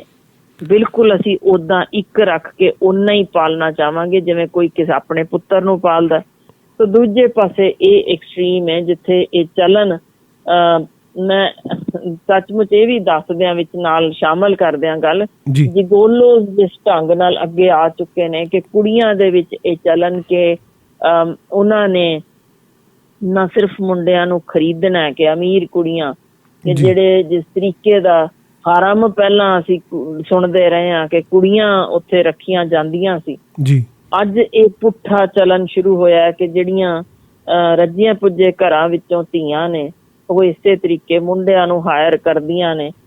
ਸੋ ਇਹ ਚੱਲਣ ਹਰ ਪਾਸੇ ਵੱਖੋ ਵੱਖਰੇ ਢੰਗ ਨਾਲ ਤੁਰਨੇ ਸ਼ੁਰੂ ਹੋਏ ਨੇ। ਡਾਕਟਰ ਹਰਸ਼ਿੰਦਰ, ਜਦੋਂ ਮੈਂ ਕਾਫੀ ਟਾਈਮ ਜਿਹੜਾ ਹੈਗਾ ਸਾਡਾ ਹੋਟਲ ਇੰਡਸਟਰੀ ਨਾਲ ਵੀ ਬਾਹਰ ਰਹਿੰਦਾ, ਤਾਂ ਉੱਥੋਂ ਬੜੇ ਜਿਹੜੇ ਆ ਹੈਰਾਨੀ ਕਰਨ ਵਾਲੇ, ਚੁਕਾਉਣ ਵਾਲੇ ਜਿਹੜੇ ਹੈਗੇ ਆ ਮਾਮਲੇ ਸਾਹਮਣੇ ਆ ਰਹੇ ਜੀ ਕਿ ਜਿਨ੍ਹਾਂ ਪਰਿਵਾਰਾਂ ਦੇ ਇੱਦਾਂ ਵਿਆਹ ਹੁੰਦੇ ਨੇ ਅਤੇ ਉਹ ਕਈ ਵਾਰੀ ਜ਼ਿਆਦਾਤਰ ਪਰਿਵਾਰ ਜਿਹੜੇ ਹੈਗੇ ਆ ਉਹ ਤਲਾਕ ਤੱਕ ਨੌਬਤ ਪਹੁੰਚ ਜਾਂਦੀ ਹੈ, ਤਲਾਕ ਹੋ ਵੀ ਜਾਂਦਾ ਅਤੇ ਪੈਸੇ ਡੁੱਬ ਜਾਂਦੇ ਜੀ, ਅੱਗੇ ਸੁਸਾਈਡ ਤੱਕ ਗੱਲ ਚਲੀ ਜਾਂਦੀ ਹੈ। ਤਾਂ ਮਨੋਵਿਗਿਆਨਿਕ ਤੌਰ 'ਤੇ ਜੇਕਰ ਤੁਸੀਂ ਮਤਲਬ ਆਪਾਂ ਇਹੋ ਜਿਹੇ ਪਰਿਵਾਰਾਂ ਨੂੰ ਕਿਵੇਂ ਇਸ ਮੱਕੜ ਜਾਲ 'ਚੋਂ ਕੱਢਣ ਦੀ ਕੋਸ਼ਿਸ਼ ਉਪਰਾਲੇ ਕਰ ਸਕਦੇ ਹਾਂ, ਕੀ ਹੋਣਾ ਚਾਹੀਦਾ ਜੀ? ਬਿਲਕੁਲ, ਦੇਖੋ ਇੱਕ ਹਸਬੈਂਡ ਤੇ ਇੱਕ ਵਾਈਫ ਦਾ ਰਿਲੇਸ਼ਨ ਹੁੰਦਾ ਜੇ ਜਿਹੜਾ ਸਿਰਫ ਸਰੀਰਕ ਨਹੀਂ ਬਲਕਿ ਮਾਨਸਿਕ ਵੀ ਹੋਇਆ ਕਰਦਾ ਜੀ। ਉਹ ਰਿਸ਼ਤਾ ਹੁੰਦਾ ਜੇ ਜਿਹੜਾ ਸਿਰਫ ਇੱਕ ਦੂਜੇ ਦੇ ਲਈ ਕੁਝ ਵਾਰ ਦੇਣ ਦਾ ਹੁੰਦਾ ਜੇ, ਜਿੱਥੇ ਤੁਸੀਂ ਬਹੁਤ ਕੁਝ ਆਪਣਾ ਛੱਡਦੇ ਹੋ ਤੇ ਬਹੁਤ ਕੁਝ ਦੂਜੇ ਦਾ ਅਪਣਾਉਂਦੇ ਹੋ। ਜੇ ਕੋਈ ਮਿੱਠਾ ਜਾਂ ਨਿੱਘਾ ਰਿਸ਼ਤਾ ਜਾਂ ਲੰਮੇ ਸਮੇਂ ਤੱਕ ਨਿਭਣ ਵਾਲਾ ਰਿਸ਼ਤਾ ਉਹੀ ਹੁੰਦਾ ਜੇ ਜਦੋਂ ਅਸੀਂ ਇੱਕ ਦੂਜੇ ਲਈ ਬਹੁਤ ਕੁਝ ਆਪਣਾ ਛੱਡਦੇ ਹਾਂ, ਬਹੁਤ ਕੁਝ ਦੂਸਰੇ ਦਾ ਅਪਣਾਉਂਦੇ ਹਾਂ, ਉਹਦੀਆਂ ਚੰਗੀਆਂ ਆਦਤਾਂ ਨੂੰ ਦੇਖ ਕੇ ਖੁਸ਼ ਵੀ ਹੋ ਜਾਂਦੇ ਹਾਂ, ਉਹਦੀਆਂ ਮਾੜੀਆਂ ਆਦਤਾਂ ਨਾਲ ਰਾਤੀ ਮਾਸਾ ਖਿੱਚਦੇ ਵੀ ਹਾਂ, ਲੜਦੇ ਵੀ ਹਾਂ, ਫਿਰ ਮੁੜ ਕਿੜ ਕੇ ਵਾਪਸ ਜੁੜਦੇ ਹਾਂ ਕਿ ਹਾਂ ਠੀਕ ਹੈ ਅਸੀਂ ਨਿਭਾਉਣਾ। ਕਿਉਂਕਿ ਉਹ ਮੈਂ ਫਿਰ ਦੱਸ ਰਹੀ ਹਾਂ ਕਿ ਇਕੱਲਾ ਸਰੀਰਕ ਨਹੀਂ, ਮਾਨਸਿਕ ਵੀ ਉਹ ਤੁਹਾਡਾ ਇੱਕ ਦੂਜੇ ਪ੍ਰਤੀ ਲਗਾਓ ਹੁੰਦਾ ਜੇ। ਮੈਂ ਇਹ ਬਿਲਕੁਲ ਨਹੀਂ ਕਹਿ ਰਹੀ ਕਿ ਉਹਦੇ ਵਿੱਚ ਸਰੀਰਕ ਰਿਸ਼ਤਿਆਂ ਦੀ ਕੋਈ ਖਿੱਚ ਨਹੀਂ ਹੁੰਦੀ, ਬਹੁਤ ਵੱਡੀ ਅਹਿਮੀਅਤ ਹੈ। ਬਤੌਰ ਇੱਕ ਡਾਕਟਰ, ਬਤੌਰ ਇੱਕ ਮਨੋਵਿਗਿਆਨੀ ਦੱਸ ਰਹੀ ਹਾਂ ਕਿ ਜਿੰਨੇ ਸਰੀਰਕ ਰਿਸ਼ਤਿਆਂ ਨੇ ਇਸ ਰਿਸ਼ਤੇ ਨੂੰ ਨਿੱਘਾ ਕਰਨਾ ਹੁੰਦਾ, ਲੰਮੇ ਸਮੇਂ ਤੱਕ ਨਿਭਣ ਵਾਲਾ ਬਣਾਉਣਾ ਹੁੰਦਾ, ਉਸ ਨੂੰ ਅਸੀਂ ਖਾਸ ਕਰ ਏਸ਼ੀਅਨ ਅਸੀਂ ਸੋਚਦੇ ਹਾਂ ਕਿ ਹੁਣ ਜੀ 40 ਵਰਿਆਂ ਦੇ ਹੋ ਗਏ ਜੀ, 45 ਦੇ ਹੋ ਗਏ ਤਾਂ ਹੁਣ ਬਿਲਕੁਲ ਹੀ ਇਸ ਬਾਬਤ ਗੱਲ ਵੀ ਨਹੀਂ ਕਰਨੀ, ਬਹੁਤ ਗਲਤ ਕਰ ਰਹੇ ਹਾਂ। ਕਿਉਂਕਿ ਜੇ ਵਿਕਸਿਤ ਮੁਲਕਾਂ ਦੀਆਂ ਹੋਰ ਚੀਜ਼ਾਂ ਅਪਣਾਉਣੀਆਂ ਤਾਂ ਉਹ ਰਿਸ਼ਤਾ ਨਿੱਘਾ ਘਰਾਂ ਦੇ ਅੰਦਰ ਹੀ ਹੋ ਸਕਦਾ ਹੈ, ਨਾ ਕਿ ਬਾਹਰ ਰਿਸ਼ਤੇ ਲੱਭਣ ਤੁਰਨੇ ਕਿ ਔਰਤ ਆਪਣਾ ਰਿਸ਼ਤਾ ਲੱਭਣ ਗਈ, ਬੰਦਾ ਆਪਣਾ ਗਿਆ। ਉਹ ਆਪਸੀ ਰਿਸ਼ਤਿਆਂ ਨੂੰ ਅਸੀਂ ਫਿੱਕ ਵਾਲੇ ਪਾਸੇ ਤੋਰ ਦਿੰਦੇ ਹਾਂ, ਉਹ ਬਿਲਕੁਲ ਨਹੀਂ ਹੋਣਾ ਚਾਹੀਦਾ। ਜਿਹੜੇ ਜਿਸ ਤਰੀਕੇ ਦੇ ਇਹ ਰਿਸ਼ਤੇ ਬਣ ਰਹੇ ਨੇ ਨਾ ਇਹਨਾਂ ਸਰੀਰਕ ਖਿੱਚ ਜੇ ਨਾ ਮਾਨਸਿਕ ਖਿੱਚ ਜੇ, ਇਹ ਤਾਂ ਇੱਕ ਸੌਦੇਬਾਜ਼ੀ ਹੁੰਦੀ ਜੇ ਜੀ। ਕਿ ਤੂੰ ਇੰਨੇ ਤੇ ਖਰੀਦਿਆ ਗਿਆ ਤਾਂ ਫਿਰ ਉਹੀ ਓਨੀ ਕੀ ਬੁੱਕਤ ਹੁੰਦੀ ਜੇ। ਜਿਵੇਂ ਅਸੀਂ ਚੀਜ਼ ਖਰੀਦ ਕੇ ਘਰ ਲੈ ਆਉਂਦੇ ਹਾਂ ਕਿ ਹੁਣ ਇਹ ਵਰਤੋਂ ਹੋ ਗਈ ਤੇ ਹੁਣ ਇਹ ਬਾਕੀ ਦੀ ਬਿੰਨ ਦੇ ਵਿੱਚ ਸੁੱਟ ਦਿਓ, ਖਤਮ ਹੋ ਗਿਆ। ਐਗਜ਼ੈਕਟਲੀ ਉਹੀ ਵਰਤਾਰਾ ਇਸ ਵੇਲੇ ਖਰੀਦੋ ਫਰੋਖਤ ਦੇ ਵਿੱਚ ਕਿਸੇ ਵੀ ਥਾਂ ਤੇ ਕੋਈ ਤਰ੍ਹਾਂ ਦਾ ਜਿਹੜੀ ਸਾਂਝ ਆਪਾਂ ਉਹ ਬਣਾਈ ਨਹੀਂ ਹੁੰਦੀ। ਸੋ ਇਹਨਾਂ ਰਿਸ਼ਤਿਆਂ ਦਾ ਲੰਮੇ ਸਮੇਂ ਤੱਕ ਨਿਭਣ ਦਾ ਸਵਾਲ ਹੀ ਨਹੀਂ ਉੱਠਦਾ। ਨਾ ਤਾਂ ਮਾਪਿਆਂ ਵੱਲੋਂ ਇਹਨੂੰ ਕਿਸੇ ਪਾਸਿਓਂ ਸਪੋਰਟ ਦਿੱਤੀ ਜਾਂਦੀ ਹੈ ਕਿ ਭਾਈ ਨਿਭਾਉਣੀ ਹੈ, ਉਹ ਕਹਿੰਦੇ ਨੇ ਚੱਲ ਭਾਈ ਰਸਤਾ ਹੈ, ਜ਼ਰੀਆ ਉਹ ਜਾ। ਦੂਜਾ ਇੱਕ ਪੱਖ ਜੇ ਕਿ ਜਿਸ ਮਾਹੌਲ ਵਿੱਚ ਇੱਥੋਂ ਪਲੇ ਹੁੰਦੇ ਨੇ ਉੱਥੇ ਬੱਚੇ ਬੜੇ ਕੱਸ ਕੇ ਬੰਨ ਕੇ ਰੱਖੇ ਹੁੰਦੇ ਨੇ ਮਾਪਿਆਂ ਨੇ। ਜਿਸ ਮਾਹੌਲ ਵਿੱਚ ਉਹ ਦੂਜੇ ਮੁਲਕ ਵਿੱਚ ਜਾਂਦੇ ਨੇ ਉੱਥੇ ਪੂਰਨ ਰੂਪ ਵਿੱਚ ਖੁੱਲ ਜੇ, ਕਿਸੇ ਚੀਜ਼ ਤੇ ਟੋਕਾ ਟੋਕਾਈ ਨਹੀਂ। ਸੋ ਉਹ ਬੱਚਾ ਜਿਹੜਾ ਇੰਨਾ ਪਿੰਜਰੇ ਵਿੱਚ ਬੰਦ ਇੱਥੋਂ ਨਿਕਲਿਆ, ਖਾਸ ਤੌਰ ਤੇ ਕੁੜੀਆਂ ਤੇ ਜਿਹੜੀਆਂ ਰਿਸਟ੍ਰਿਕਸ਼ਨਸ ਅਸੀਂ ਲਾਉਂਦੇ ਹਾਂ, ਜਦੋਂ ਉਹਨੂੰ ਆਜ਼ਾਦ ਹਵਾ ਵਿੱਚ ਖੁੱਲ ਮਿਲਦੀ ਜੇ ਤਾਂ ਉਹ ਸਾਰਾ ਕੁਛ ਉਹੀ ਦੇਖਦੀ ਜੇ ਜਿੱਥੇ ਉਹਨੂੰ ਰੋਕ ਟੋਕ ਕੋਈ ਨਹੀਂ ਕਿ ਇੱਥੇ ਸਵੇਰੇ ਦੋਸਤ ਮਿੱਤਰ ਕੋਈ ਹੋਰ ਜੇ, ਸ਼ਾਮ ਨੂੰ ਉਹ ਬਦਲ ਜਾਂਦੇ ਨੇ ਤੇ ਮੈਂ ਵੀ ਜ਼ਿੰਦਗੀ ਦਾ ਇਹੀ ਰੰਗ ਦੇਖ ਲਵਾਂ ਜੀ। ਉਸ ਦੇ ਵਿੱਚ ਜਿਵੇਂ ਤਾਂ ਸ਼ੁਰੂਆਤੀ ਦੌਰ ਹੈ, ਤੁਸੀਂ ਲੰਘ ਸਕਦੇ ਹੋ, ਜਿਸ ਤਰੀਕੇ ਟਪਾ ਸਕਦੇ ਹੋ ਜੀ, ਪਰ ਜਦੋਂ ਤੁਹਾਡੀ ਉਮਰ ਪਹੁੰਚਦੀ ਜੇ ਨੀਅਰਿੰਗ 40, ਉਦੋਂ ਹੁੰਦੀ ਜੇ ਜਿੱਥੇ ਬਹੁਤ ਸਾਰੀਆਂ ਬਿਮਾਰੀਆਂ, ਜਿੱਥੇ ਤੁਹਾਨੂੰ ਮਾਨਸਿਕ ਪਰੇਸ਼ਾਨੀਆਂ, ਬਹੁਤ ਕੁਛ, ਜਿੱਥੇ ਤੁਹਾਨੂੰ ਆਪਣਾ ਇੱਕ ਸਹੀ ਦੋਸਤ, ਇੱਕ ਮਿੱਤਰ, ਇੱਕ ਮੋਢਾ ਚਾਹੀਦਾ ਹੁੰਦਾ ਜੇ ਜੀ। ਉਦੋਂ ਅਸੀਂ ਦੇਖੇ ਨੇ ਭਾਰੀ ਗਿਣਤੀ ਨਾ ਸਿਰਫ ਏਸ਼ੀਅਨ ਬਲਕਿ ਜਿੱਥੇ ਵੀ ਇੰਟਰਨੈਸ਼ਨਲ ਇਸ ਵੇਲੇ ਡਿਪਰੈਸ਼ਨ ਦੇ ਕੇਸਿਸ ਜਿਹੜੇ ਕਿ ਜਿਨ੍ਹਾਂ ਦੀ ਗਿਣਤੀ 80-82% ਪਹੁੰਚ ਚੁੱਕੀ ਹੈ, ਉਹ ਸਿਰਫ ਇਸ ਕਾਰਨ ਕਿ ਕੈਜੂਅਲ ਰਿਸ਼ਤਿਆਂ ਵਿੱਚ ਸਮਾਂ ਲੰਘਾਉਣ ਵਾਲੇ ਉਹ ਸਹੀ ਜਿਹੜਾ ਉਹਨਾਂ ਦੀ ਜ਼ਿੰਦਗੀ ਵਿੱਚ ਇੱਕ ਰਸ ਘੋਲਣ ਵਾਲਾ ਸੀ, ਜਿੱਥੇ ਇੱਕ ਮੋਢਾ ਚਾਹੀਦਾ ਹੁੰਦਾ ਜੇ, ਤੁਹਾਨੂੰ ਇੱਕ ਆਸਰਾ ਕਿ ਔਖੇ ਸਮੇਂ ਵਿੱਚ ਤੁਹਾਨੂੰ ਉੱਥੋਂ ਰੱਤੀ ਜੀ ਪਿੱਠ ਤੇ ਥਾਪੜੇ ਨੇ ਅਗਾਂਹ ਤੋਰ ਦੇਣਾ ਹੁੰਦਾ। ਉਹ ਰਿਸ਼ਤੇ ਅਸੀਂ ਗੰਢਦੇ ਹੀ ਨਹੀਂ, ਸਿਰਫ ਇਹ ਵਕਤੀ ਰਿਸ਼ਤਿਆਂ ਰਾਹੀਂ ਲੰਘ ਜਾਂਦੇ ਹਾਂ। ਇਹੀ ਕਾਰਨ ਹੈ ਕਿ ਹੁਣ ਪ੍ਰਮੋਟ ਕਰਦੇ ਨੇ ਭਾਈ ਵਿਆਹੋ, ਵਿਆਹ ਕਰਾਓ, ਵਿਆਹੇ ਜਾਓ, ਤੇ ਜਦੋਂ ਅੱਗੇ ਬੱਚੇ ਕਰੋਗੇ ਅਸੀਂ ਤੁਹਾਨੂੰ ਉਹਦੇ ਲਈ ਸਗੋਂ ਨਾਰਵੇ 'ਚ ਵੀ ਇਸੇ ਤਰ੍ਹਾਂ ਜਾਂ ਹੋਰ ਮੁਲਕਾਂ 'ਚ ਵੀ ਉਹ ਕਹਿੰਦੇ ਨੇ ਜੀ ਅਸੀਂ ਤੁਹਾਨੂੰ ਸਗੋਂ ਉਹਦੇ ਲਈ ਹੋਰ ਤੁਹਾਨੂੰ ਹੈਲਪ ਗਵਰਨਮੈਂਟ ਦੇਏਗੀ, ਤੁਸੀਂ ਇਹ ਰਿਸ਼ਤਿਆਂ 'ਚ ਪਾਓ ਤਾਂ ਕਿ ਤੁਸੀਂ ਇਹਨਾਂ ਚੀਜ਼ਾਂ ਤੋਂ, ਮਾਨਸਿਕ ਪਰੇਸ਼ਾਨੀਆਂ ਤੋਂ, ਡਿਪਰੈਸ਼ਨ ਤੋਂ ਬਚ ਸਕੋ। ਪਰ ਅਫਸੋਸ ਹੈ ਜਿਹੜੇ ਹੁਣ ਦੇ ਬੱਚੇ ਗਏ ਨੇ, ਜੋ ਹੁਣ ਦੇ ਆਪਾਂ 4-5 ਸਾਲਾਂ ਵਿੱਚ ਜਿਸ ਤਰੀਕੇ ਦਾ ਪ੍ਰਵਾਸ ਹੋਇਆ ਜੀ, ਇਹਨਾਂ ਨੂੰ ਅਜੇ ਉਹਨਾਂ ਚੀਜ਼ਾਂ ਦੀ ਸਮਝ ਨਹੀਂ। ਪਰ ਸਾਨੂੰ ਆਉਣ ਵਾਲਾ ਸਮਾਂ ਭਿਆਨਕ ਲੱਗ ਰਿਹਾ, ਭਾਵੇਂ ਉਹ ਕੁੜੀ ਵੱਲੋਂ ਇਸ ਤਰ੍ਹਾਂ ਤਿਰਸਕਾਰ ਕੀਤਾ ਗਿਆ ਹੋਵੇ ਜਾਂ ਮੁੰਡੇ ਵੱਲੋਂ। ਬਾਹਰਲੇ ਮੁਲਕਾਂ ਵਾਲੇ ਵੀ ਜੇ ਇਸੇ ਚੀਜ਼ ਨੂੰ ਪਛਾਣ ਚੁੱਕੇ ਨੇ ਇਹ ਰਾਹ ਗਲਤ ਹੈ, ਤਾਂ ਸਾਡੇ ਬੱਚੇ ਉਹੀ ਚੀਜ਼ 60 ਵਰ੍ਹਿਆਂ ਬਾਅਦ ਸਮਝਣ, ਉਦੋਂ ਦੇਰ ਹੋ ਚੁੱਕੀ ਹੋਏਗੀ। ਸੋ ਮੈਂ ਜਾਂ ਤੁਸੀਂ, ਮੇਰਾ ਖਿਆਲ ਹੈ ਅਸੀਂ ਉਹਨਾਂ ਦੇ ਮਾਪਿਆਂ ਨੂੰ ਸੁਨੇਹ ਦੇ ਸਕਦੇ ਹਾਂ ਵੀ ਇਹ ਹੱਲਾਸ਼ੇਰੀ ਦੇਣੀ ਬੰਦ ਕੀਤੀ ਜਾਏ। ਇਹਦੇ ਨਾਲ ਉਹਨਾਂ ਦੇ ਬੱਚਿਆਂ ਨੇ ਜਾਂ ਉਹਨਾਂ ਦੀ ਆਪਣੀ ਪੁਸ਼ਤ ਨੇ ਅੱਗੋਂ ਇਹ ਸਭ ਕੁਛ ਸਹਿਣਾ ਜੇ। ਸੋ ਰਿਸ਼ਤੇ ਨਿੱਘੇ ਬਣਾਉਣ ਨਾਲ ਸਗੋਂ ਜ਼ਿਆਦਾ ਚੰਗਾ ਉਹ ਜ਼ਿੰਦਗੀ ਦਾ ਸਮਾਂ ਲੰਘਦਾ ਹੈ, ਰਾਦਰ ਦੈਨ ਇਹ ਚੀਜ਼ ਕਿ ਅਸੀਂ ਜ਼ਰੀਆ ਬਣਾਇਆ, ਇੱਕ ਪੁੱਲ ਸੀ, ਲੰਘ ਗਏ ਤੇ ਚਲੋ ਜੀ ਸਾਡੇ ਲਈ ਹੋਰ ਬਹਾਰ ਖੜੀ ਜੇ। ਉਹ ਬਹਾਰ ਨਹੀਂ ਜੇ ਹੁੰਦੀ, ਉਹ ਵਕਤੀ ਜੇ। ਤੁਸੀਂ ਆਪ ਦੇਖੋ ਦਰਖਤ ਵੀ ਜਿਹੜਾ ਹੈਗਾ ਨਾ ਜੀ, ਸਵੇਰ ਤੋਂ ਸ਼ਾਮ ਤੱਕ ਦਾ ਪਰਛਾਵਾਂ ਆਪਣਾ ਬਦਲ ਲੈਂਦਾ ਜੇ, ਉਹਦਾ ਵੀ ਪਰਛਾਵਾਂ ਇੱਕੋ ਥਾਂ ਤੇ ਨਹੀਂ ਰਹਿੰਦਾ। ਬਿਲਕੁਲ ਇਸੇ ਤਰ੍ਹਾਂ ਜ਼ਿੰਦਗੀ ਦਾ ਇਹ ਸਮਾਂ ਜਿੱਥੇ ਤੁਸੀਂ ਸੋਚ ਰਹੇ ਹੋ ਕਿ ਸਾਨੂੰ ਜ਼ਿੰਦਗੀ ਬਹੁਤ ਕਮਾਲ ਦੀ ਮਿਲ ਗਈ, ਛਾਲਾਂ ਮਾਰ ਕੇ ਅਸੀਂ ਬਾਹਰ ਦੌੜਦੇ ਜਾਵਾਂਗੇ, ਤਾਂ ਉਹ ਜ਼ਿੰਦਗੀ ਬਿਲਕੁਲ ਨਹੀਂ ਜੇ। ਕਿਸੇ ਹੀ ਪਾਸਿਓਂ ਉਹਨੂੰ ਅਸੀਂ ਜ਼ਿੰਦਗੀ ਤਾਂ ਨਹੀਂ ਕਹਿ ਸਕਦੇ। ਬਿਲਕੁਲ। ਖਾਲਸਾ ਜੀ ਸਾਡੇ ਨਾਲ ਫੋਨ ਲਾਈਨ ਤੇ ਨੇ ਜੀ। ਹੈਲੋ। ਹਾਂਜੀ,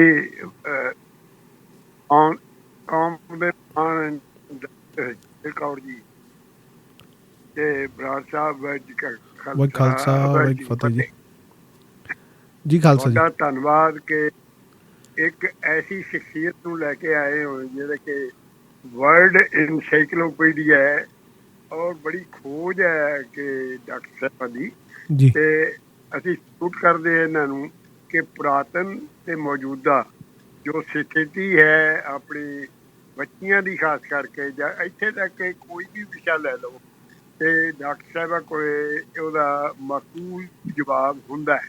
ਔਰ ਕਾਸ਼ ਕਿ ਅਸੀਂ ਇਹਨਾਂ ਨੂੰ ਅੱਛੀ ਤਰ੍ਹਾਂ ਤੇ ਆਪਣੇ ਦਿਲ ਦਿਮਾਗ ਨਾਲ ਫੈਸਲਾ ਕਰੀਏ ਬਈ ਕਿਹੜੀ ਡਾਇਰੈਕਸ਼ਨ ਸਾਨੂੰ ਦੇ ਰਹੇ ਹੈ, ਅਸੀਂ ਉਸ ਡਾਇਰੈਕਸ਼ਨ ਤੇ ਚੱਲੀਏ ਤਾਂ ਬਹੁਤ ਚੰਗਾ ਹੋਵੇਗਾ। ਬਹੁਤ ਤੁਹਾਡਾ ਧੰਨਵਾਦ ਜੀ। ਖਾਲਸਾ ਜੀ, ਧੰਨਵਾਦ ਤੁਹਾਡਾ। ਬਿਲਕੁਲ, ਮੇਰਾ ਤਾਂ ਆਪ ਬਹੁਤ ਚਿੱਤ ਕਰਦਾ ਜੇ ਇਹਨਾਂ ਦਾ ਹਮੇਸ਼ਾ ਹੀ ਧੰਨਵਾਦ ਕਰਨ ਦਾ। ਇੰਨੀ ਹੱਲਾਸ਼ੇਰੀ ਦੇ ਦਿੰਦੇ ਨੇ, ਇੰਨਾ ਕੁ ਮਿੱਠਾ ਪਿਆਰਾ ਬੋਲਦੇ ਨੇ ਕਿ ਇਹਨਾਂ ਦੀ ਅਸੀਸ ਜਾਪਦਾ ਜੇ ਜਿਵੇਂ ਸ਼ਾਇਦ 2 ਸਾਹ ਫਾਲਤੂ ਦੇ ਜਾਏਗੀ ਸਾਨੂੰ। ਤੋ ਇਹ ਇਸ ਤਰ੍ਹਾਂ ਦੇ ਜੇ ਰੱਬ ਕਰੇ 1 ਵੀ 2 ਜਾਂ 3 ਵੀ ਸਰੋਤੇ ਹਰ ਪ੍ਰੋਗਰਾਮ ਵਿੱਚ ਹਰ ਕਿਸੇ ਤਰ੍ਹਾਂ ਦੇ ਲੋਕਾਂ ਨੂੰ ਮਿਲਦੇ ਰਹਿਣ ਤਾਂ ਮੈਨੂੰ ਲੱਗਦਾ ਹੈ ਕਿ ਸਾਡੀ ਪੰਜਾਬੀਅਤ, ਸਾਡੀ ਪੰਜਾਬੀ ਜ਼ਬਾਨ, ਪੰਜਾਬੀ ਪੁਣਾ, ਉਹਨੂੰ ਬੜਾ ਤਗੜਾ ਹੁਲਾਰਾ ਮਿਲਦਾ ਰਹਿੰਦਾ। ਬਿਲਕੁਲ ਡਾਕਟਰ ਸਿੰਦਰ, ਅਗਲਾ ਸਵਾਲ ਜਿਹੜਾ ਹੈਗਾ ਮੇਰਾ ਉਹ, ਤੁਸੀਂ ਬਾਹਰ ਦੇ ਕਾਫੀ ਟੂਰ ਲਾਏ ਆ, ਤੁਹਾਨੂੰ ਉੱਥੋਂ ਦੇ ਜਿਹੜੇ ਬੱਚੇ ਇੱਧਰੋਂ ਜਾਂਦੇ ਆ, ਬੱਚੀਆਂ ਖਾਸ ਤੌਰ 'ਤੇ ਜਾਂਦੀਆਂ, ਤਾਂ ਉਹਨਾਂ 'ਤੇ ਕਈ ਵਾਰੀ ਜਿਹੜਾ ਹੈਗਾ ਰੋਪ ਪ੍ਰਤਿਆਰੋਪ ਵੀ ਲੱਗਦੇ ਰਹਿੰਦੇ ਆ ਕਿ ਕੁੜੀਆਂ ਜੇਕਰ ਜਾਂਦੀਆਂ ਨੇ ਤਾਂ ਕੁੜੀਆਂ ਨੂੰ ਇਕੱਲਿਆਂ ਨਹੀਂ ਭੇਜਣਾ ਚਾਹੀਦਾ, ਅਤੇ ਉਹ ਉੱਥੇ ਕੁਛ ਨਾ ਕੁਛ ਰੋਪ ਤੁਸੀਂ ਸਮਝ ਸਕਦੇ ਹੋ ਕਿੱਦਾਂ ਦੇ ਲੱਗਦੇ ਹੈਗੇ ਆ। ਉਹ ਕੀ ਸੱਚਾਈ ਹੈ ਉਹਦੇ ਪਿੱਛੇ, ਜਾਂ ਸਿਰਫ ਇਹ ਅਫਵਾਹ ਹੀ ਆ, ਇਹਨਾਂ ਨੂੰ ਜਿਹੜਾ ਹੈਗਾ ਨਹੀਂ ਫੈਲਾਉਣਾ ਚਾਹੀਦਾ? ਦੇਖੋ, ਆਸਟ੍ਰੇਲੀਆ ਵਿੱਚੋਂ ਵੀ, ਕੈਨੇਡਾ ਵਿੱਚੋਂ ਵੀ ਇਹ ਖਬਰਾਂ ਉਹਨਾਂ ਦੀਆਂ ਅਖਬਾਰਾਂ 'ਚ ਵੀ ਲੱਗ ਚੁੱਕੀਆਂ ਨੇ ਕਿ ਜਿਹੜੇ ਬਰੋਥਲਸ ਖੁੱਲੇ ਹੋਏ ਨੇ ਉਹਨਾਂ 'ਚ ਏਸ਼ੀਅਨ ਬੇਟੀਆਂ ਕਾਫੀ ਗਿਣਤੀ ਵਿੱਚ ਸ਼ਾਮਲ ਹੋ ਜਾਂਦੀਆਂ ਨੇ, ਮਜਬੂਰੀ ਵਸ ਕਈ, ਤੇ ਕਈ ਆਪਣੇ ਸ਼ੌਕ ਨੂੰ ਵੀ। ਬਿਲਕੁਲ ਉਸੇ ਤਰ੍ਹਾਂ ਦੂਜੇ ਪਾਸੇ ਹੱਡ ਭੰਨਵੀਂ ਮਿਹਨਤ ਕਰਦੀਆਂ ਬੇਟੀਆਂ ਵੀ ਮੈਂ ਦੇਖੀਆਂ ਨੇ ਆਪਣੇ ਅੱਖੀਂ ਕਿ ਸਵੇਰੇ ਉਹ ਪੜ੍ਹਨ ਜਾਂਦੀਆਂ ਨੇ ਤੇ ਕਿਸ ਤਰ੍ਹਾਂ, ਜਾਂ ਰਾਤ ਨੂੰ ਪੜ੍ਹਨ ਜਾਂਦੀਆਂ ਨੇ ਤੇ ਸਵੇਰੇ ਜੌਬ ਕਰਦੀਆਂ ਨੇ, ਪੈਸੇ ਬਚਾ ਕੇ ਵਾਪਸ ਵੀ ਭੇਜਦੀਆਂ ਨੇ ਕਿ ਕਰਜ਼ੇ ਲਾਣੇ ਨੇ। ਸੋ ਹਰ ਤਰ੍ਹਾਂ ਦੇ ਹੀ ਬੱਚੇ ਹੋਇਆ ਕਰਦੇ ਨੇ ਤੇ ਜਿੱਥੇ ਇੱਕ ਪਾਸੇ ਤੁਸੀਂ ਜਿਵੇਂ ਮੈਂ ਕਿਹਾ ਲਫ਼ਜ਼ ਹੀ ਉਹਨਾਂ ਨੇ, ਕਿਉਂਕਿ ਮੇਰੇ ਨਹੀਂ ਉਹਨਾਂ ਦੇ ਹੀ ਲਫ਼ਜ਼ ਅਖਬਾਰਾਂ 'ਚ ਜੋ ਛਪੀਆਂ ਖਬਰਾਂ ਕਿ ਮਜਬੂਰੀ ਵਸ ਵੀ ਕਿ ਉਹਨਾਂ ਕੋਲ ਕੋਈ ਕਮਾਈ ਦਾ ਸਾਧਨ ਨਹੀਂ ਸੀ ਜਾਂ ਕੋਈ ਆਪ ਆਪਣੀ ਮਰਜ਼ੀ ਨਾਲ ਕਿ ਚਲੋ ਜੀ ਇੱਧਰੋਂ ਸੌਖੇ ਪੈਸੇ ਮਿਲ ਜਾਂਦੇ ਨੇ, ਮੈਂ ਇਸੇ ਤਰ੍ਹਾਂ ਹੀ ਇੱਧਰ ਨੂੰ ਤੁਰ ਪੈਂਦੇ ਆ। ਇਹ ਉਮਰ ਅਜਿਹੀ ਜੇ ਜਿੱਥੇ ਜੜ੍ਹਾਂ ਮਜ਼ਬੂਤ ਹੋਣ ਤਾਂ ਉਹ ਦਰਖਤ ਸੌਖਿਆਂ ਝੁਕਦੇ ਨਹੀਂ। ਸੋ ਔਖੇ ਸਮੇਂ ਨੂੰ ਜਰ ਜਾਣ ਲਈ ਪੰਜਾਬੀ ਜਾਣੇ ਜਾਂਦੇ ਨੇ। ਜਿਹੜੇ ਆਪਣੇ ਸ਼ੌਕ ਨੂੰ ਉਸ ਪਾਸੇ ਗਏ ਉਹਨਾਂ ਤੇ ਅਸੀਂ ਕੋਈ ਉਂਗਲ ਨਹੀਂ ਚੁੱਕ ਸਕਦੇ। ਉਹ ਮੁਲਕ ਅਜਿਹੇ ਨੇ ਜਿਹੜੇ ਇਹਨਾਂ ਚੀਜ਼ਾਂ ਨੂੰ ਅਲਾਓ ਕਰਦੇ ਨੇ। ਪਰ ਜਿਹੜੇ ਮਜਬੂਰੀ ਵਸ ਗਏ ਉਹਨਾਂ ਲਈ 2 ਹੀ ਰਾਹ ਨੇ, ਜਾਂ ਤਾਂ ਅਸੀਂ ਉਹਨਾਂ ਨੂੰ ਤਿਰਸਕਾਰ ਕਰੀਏ ਕਿ ਇਹ ਉੱਥੋਂ ਦੇ ਕਿਸੇ ਜਣੇ ਨੇ ਇਹਨਾਂ ਨੂੰ ਖਰਾਬ ਕੀਤਾ, ਜਾਂ ਉਹ ਉਹਨਾਂ ਕੋਲ ਪਿੱਛੋਂ ਕੋਈ ਵੀ ਸਪੋਰਟ ਨਹੀਂ ਸੀ ਤੇ ਪਿੱਛੋਂ ਦਬਾਅ ਪਾਇਆ ਗਿਆ ਕਿ ਤੁਸੀਂ ਪੈਸੇ ਜਿਵੇਂ ਮਰਜ਼ੀ ਕਰੋ, ਭੇਜੋ, ਅਸੀਂ ਤਾਂ ਬਹੁਤ ਔਖੇ ਆ, ਯਾਨੀ ਉਹ ਕਿਸੇ ਹੀ ਢੰਗ ਨਾਲ ਉੱਧਰ ਗਈਆਂ। ਤੇ ਦੂਜਾ ਤਰੀਕਾ ਸੀ ਕਿ ਉਹ ਇਸ ਪ੍ਰੈਸ਼ਰ ਨੂੰ ਜਰ ਜਾਂਦੀਆਂ, ਇਸ ਮਾਹੌਲ 'ਚ ਲੜ ਸਕਦੀਆਂ, ਆਪਣੀ ਜ਼ਿੰਦਗੀ ਨੂੰ ਇੱਕ ਨਵਾਂ ਰਾਹ ਦੇ ਸਕਦੀਆਂ ਕਿ ਮੈਂ ਦੁੱਗਣੀ ਮਿਹਨਤ ਕਰ ਲਵਾਂਗੀ ਪਰ ਉਸ ਪਾਸੇ ਨਹੀਂ ਜਾਵਾਂਗੀ। 2 ਹੀ ਰਾਹ ਹੁੰਦੇ ਨੇ ਨਾ, ਫਾਈਟ ਔਰ ਫਲਾਈਟ। ਸੋ ਇਹ ਜੇ ਉਹ ਰਾਹ ਲੜਕੀ ਇਸ ਪਾਸੇ ਨੂੰ ਚੁਣ ਰਹੀ ਹੈ ਕਿ ਮੇਰੇ ਕੋਲ ਕੋਈ ਰਾਹ ਬਚਿਆ ਹੀ ਨਹੀਂ, ਮੈਂ ਉੱਧਰ ਚੱਲੀ, ਨਾ ਮਤਲਬ ਇਹ ਨਾ ਤਾਂ ਫੈਮਿਲੀ ਸਪੋਰਟ ਸੀ, ਨਾ ਉਹਨੂੰ ਉੱਥੋਂ ਮਿਲੀ, ਤੇ ਨਾ ਉਹਦਾ ਮਾਨਸਿਕ ਆਪਣਾ ਸੰਤੁਲਨ ਤਗੜਾ ਸੀ। ਯਾਨੀ ਉਹਦੀਆਂ ਜੜ੍ਹਾਂ ਇੰਨੀਆਂ ਮਜ਼ਬੂਤ ਨਹੀਂ ਸਨ ਪਿੱਛੋਂ ਕਿ ਉਹਦੀ ਪਰਵਰਿਸ਼ ਵਿੱਚ ਕੁਛ ਕਮੀ ਜਿਸ ਨਾਲ ਉਹ ਉਸ ਪਾਸੇ ਵੱਲ ਨੂੰ ਧੱਕੀ ਗਈ। ਸੋ ਉਹੀ ਔਖੇ ਸਮੇਂ 'ਚ ਕੋਈ ਪਿੱਛੋਂ ਤਗੜੇ ਤਰੀਕੇ ਨਾਲ ਪਲ ਕੇ ਜਿਹੜੀ ਜੂਝਣ ਦਾ ਜਜ਼ਬਾ ਰੱਖਦੀ ਹੋਏਗੀ ਬੇਟੀ, ਉਹ ਗਲਤ ਰਾਹ ਨਹੀਂ ਚੁਣੇਗੀ। ਗਲਤ ਅਸਲ 'ਚ ਅਸੀਂ ਕਿਸ ਨੂੰ ਕਹੀਏ? ਤੁਹਾਡੇ ਜਾਂ ਮੇਰੇ ਸੋਚ ਵਿੱਚ ਹੋ ਸਕਦਾ ਅਸੀਂ ਇਹਨੂੰ ਗਲਤ ਮੰਨਦੇ ਹੋਈਏ, ਇਸੇ ਤਰ੍ਹਾਂ ਦੀ ਕੋਈ ਹੋਰ ਸੋਚ ਵਾਲਾ ਬੰਦਾ ਇਹ ਵੀ ਕਹਿ ਸਕੇਗਾ ਕਿ ਇਹ ਵੀ ਇੱਕ ਤਰ੍ਹਾਂ ਦਾ ਪੇਸ਼ਾ ਹੈ। ਤੁਸੀਂ ਕੌਣ ਹੁੰਦੇ ਹੋ ਇਹ ਕਹਿਣ ਵਾਲੇ, ਚੰਗਾ ਜਾਂ ਮੰਦਾ? ਯਾਨੀ ਸਮਾਜ ਆਪਣੇ ਹਿਸਾਬ ਨਾਲ ਇਹ ਲਾਈਨ ਸੈੱਟ ਕਰਦਾ ਕਿ ਆਹ ਕਿਸੇ ਲਈ ਚੰਗਾ ਜਾਂ ਆਹ ਕਿਸੇ ਲਈ ਮੰਦਾ, ਜਾਂ ਅਸੀਂ ਇਹਨੂੰ ਚੰਗਾ ਗਿਣਦੇ ਹਾਂ, ਅਸੀਂ ਇਹਨੂੰ ਮੰਦਾ ਗਿਣਦੇ ਹਾਂ। ਜੀ ਪਰ ਜਿਹੜੀ ਇੱਕ ਮਜਬੂਰੀ ਬਸ ਧੱਕੀ ਜਾਵੇ, 2 ਵੇਲੇ ਦੀ ਰੋਟੀ ਤੱਕ ਨਸੀਬ ਨਾ ਹੋਏ, ਜਿਹੜੀ ਜਿਵੇਂ ਕੈਲਕਟਾ ਵਿੱਚ ਅੱਜ ਅਸੀਂ ਦੇਖਦੇ ਹਾਂ ਜੋ ਖਬਰਾਂ ਨਿਕਲਦੀਆਂ ਨੇ ਜਾਂ ਵੀਡੀਓ ਸਾਹਮਣੇ ਆਉਂਦੀਆਂ ਨੇ ਕਿ ਉਹ 10 ਰੁਪਏ ਲਈ, ਮੈਂ ਤਾਂ ਸੱਚਮੁੱਚ ਹਿੱਲ ਗਈ ਸਾਂ ਸੁਣ ਕੇ ਉਹਦੀ ਇੰਟਰਵਿਊ ਨੇ ਆਪਣੀ ਆਪ ਦਿੱਤੀ ਹੋਈ ਹੈ ਕਿ ਮੈਨੂੰ ਕਈ ਵਾਰ ਇਸ ਹਾਲ ਤੱਕ ਜਾਣਾ ਪਿਆ ਕਿ ਕੁਝ ਵੀ ਨਹੀਂ ਸੀ ਮਿਲ ਰਿਹਾ, 10 ਰੁਪਏ ਲਈ ਜਿਸਮ ਵੇਚਣਾ ਪਿਆ। ਇੰਨੀ ਅਸੀਂ ਹਾਲਤ ਤੇ ਆਪਣੇ ਆਪ ਨੂੰ ਲਿਆ ਕੇ ਰੱਖ ਛੱਡਿਆ ਸਮਾਜ ਜਿਹੜਾ ਕਹਿ ਦਿੰਦਾ ਵੀ ਰਸਤਾ ਗਲਤ ਹੈ। ਤਾਂ ਮਤਲਬ ਹੈ ਕਿ ਅਸੀਂ ਕਿਤੇ ਨਾ ਕਿਤੇ ਸਾਡੇ ਵਿੱਚ ਵੀ ਕੁਝ ਕਮਜ਼ੋਰੀ ਹੈ, ਜਿੱਥੇ ਇਹੋ ਜਿਹੀਆਂ ਔਰਤਾਂ ਨੂੰ ਅਸੀਂ 10 ਰੁਪਏ ਲਈ ਮਜਬੂਰ ਕਿਉਂ ਕਰ ਰਹੇ ਹਾਂ? ਕਿਉਂ ਨਹੀਂ ਕੋਈ ਸੰਸਥਾਵਾਂ, NGOs ਜਾਂ ਕਿਸੇ ਢੰਗ ਨਾਲ ਕੋਈ ਇਹੋ ਜਿਹੀ ਵਰਕ ਪਲੇਸ, ਕੋਈ ਜੌਬਸ ਅਸੀਂ ਤਿਆਰ ਕੀਤੀਆਂ ਜਿਹੜੀਆਂ ਇਹ ਬੱਚਿਆਂ ਨੂੰ ਮਜਬੂਰੀ ਬਸ ਉੱਧਰ ਨਾ ਜਾਣਾ ਪਵੇ। ਬਿਲਕੁਲ ਜੀ।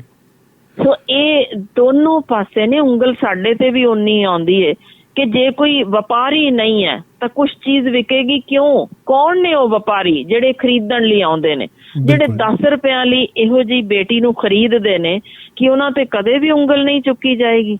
ਯਾਨੀ 100% ਅਸੀਂ ਹਮੇਸ਼ਾ ਸਿਰਫ ਕੁੜੀਆਂ ਉੱਤੇ ਹੀ ਸਮਾਜ ਉਂਗਲ ਚੁੱਕਦਾ ਰਵੇ, ਇਹ ਕਿਸ ਤਰ੍ਹਾਂ ਆਪਾਂ ਇਹਨੂੰ ਜਾਇਜ਼ ਠਹਿਰਾਵਾਂਗੇ? ਜੇ ਉਹ ਵਪਾਰੀ ਨਾ ਹੋਣ, ਮੈਨੂੰ ਦੱਸੋ ਦੇ ਵਪਾਰ ਕੀ ਚੱਲ ਸਕੇਗਾ? ਕੌਣ ਖਰੀਦੇਗਾ?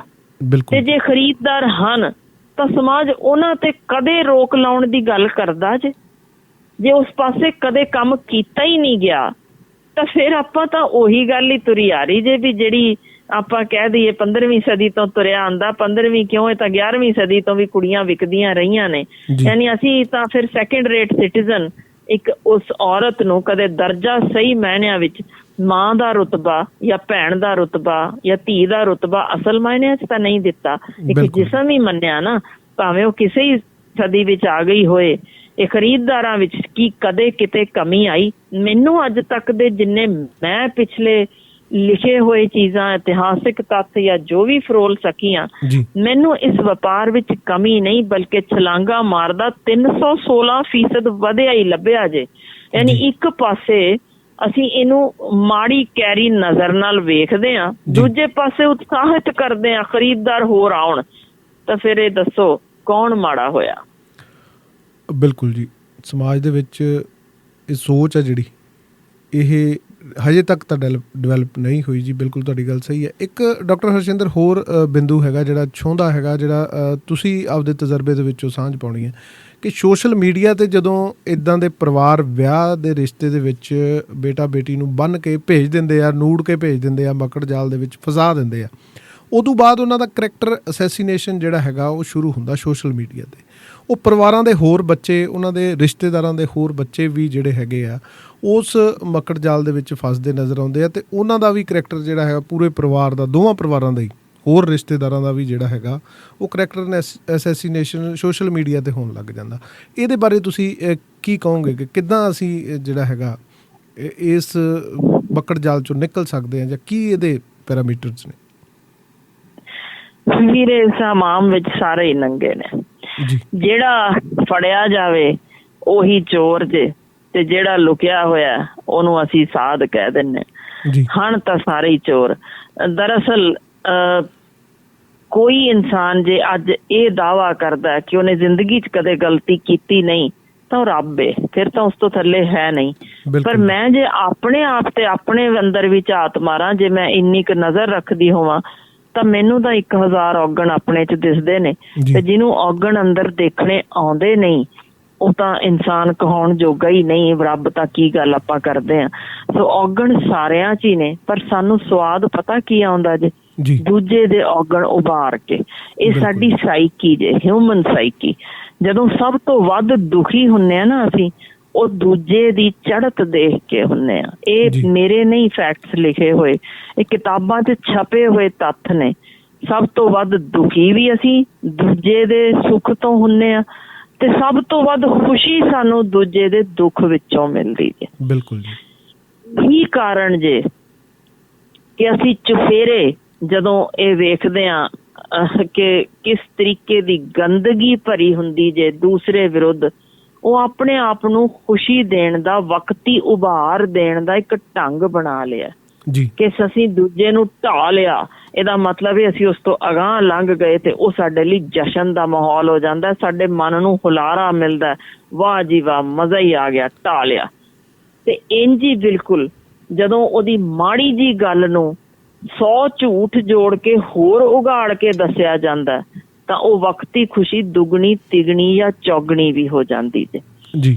ਇਹੀ ਕਾਰਨ ਜੇ ਕਿ ਜਿਹੜਾ ਅੱਜ, ਕਿਉਂਕਿ ਜਦੋਂ ਉਹ ਖੁਸ਼ੀ ਚੌਗਣੀ ਹੋਣ ਤੋਂ ਬਾਅਦ ਨੋਰਮਲ ਪਿੱਛੇ ਉਤਰਦੀ ਜੇ ਤਾਂ ਇਹ ਵੇਖਣ ਵਿੱਚ ਆਇਆ ਕਿ ਕਈ ਵਾਰ ਤੁਹਾਡਾ ਮਨ ਅੰਦਰੋਂ ਕਚੋਟਦਾ, ਭਾਈ ਇੰਨਾ ਤਾਂ ਨਹੀਂ ਸੀ, ਮੈਂ ਜ਼ਿਆਦਾ ਕਰ ਗਿਆ। ਉਹ ਜਿਹੜੀ ਚੀਜ਼ ਜੇ ਤੁਹਾਨੂੰ ਡਿਪਰੈਸ਼ਨ ਵੱਲ ਆਟੋਮੈਟਿਕਲੀ ਤੋਰ ਦਿੰਦੀ ਜੇ, ਜਿਹੜਾ ਕਾਰਨ ਬਣਦਾ ਜਾ ਰਿਹਾ ਜੇ ਦੁਨੀਆ ਭਰ ਵਿੱਚ ਮਾਨਸਿਕ ਰੋਗੀਆਂ ਦੇ ਵਧਣ ਦਾ, ਕਿ ਅਸੀਂ ਦੂਜੇ ਨੂੰ ਢਾਉਣ ਤੇ ਜਿਹੜਾ ਪੂਰਾ ਜ਼ੋਰ ਲਾਇਆ ਹੁੰਦਾ ਹੈ, ਜਦੋਂ ਉਹ ਅਸਲੀ ਜ਼ੋਰ ਲਾਉਣ ਬਾਅਦ ਅਸੀਂ ਅਸਲੀਅਤ 'ਚ ਉਤਰਦੇ ਹਾਂ, ਦੇਖਦੇ ਹਾਂ ਵੀ ਸਾਡੇ ਆਹ ਚੀਜ਼ ਨਹੀਂ ਹੋ ਰਹੀ, ਸਾਡੇ ਆਹ ਕੰਮ ਨਹੀਂ ਹੋ ਰਹੇ, ਹੁਣ ਕੀ ਕਰੀਏ, ਹੁਣ ਅਗਲਾ ਕਿਵੇਂ ਛੇੜੀਏ। ਸੋ ਉਹ ਦੁੱਗਣਾ ਤੁਹਾਨੂੰ ਡਾਊਨ ਲੈ ਜਾਂਦਾ, ਜਿਹੜਾ ਤੁਹਾਨੂੰ ਆਪਣਾ ਅੰਦਰੋਂ ਸਾਂਭਣ ਜੋਗਾ ਨਹੀਂ ਛੱਡਦਾ, ਡਿਪਰੈਸ਼ਨ ਵੱਲ ਤੋਰ ਦਿੰਦਾ।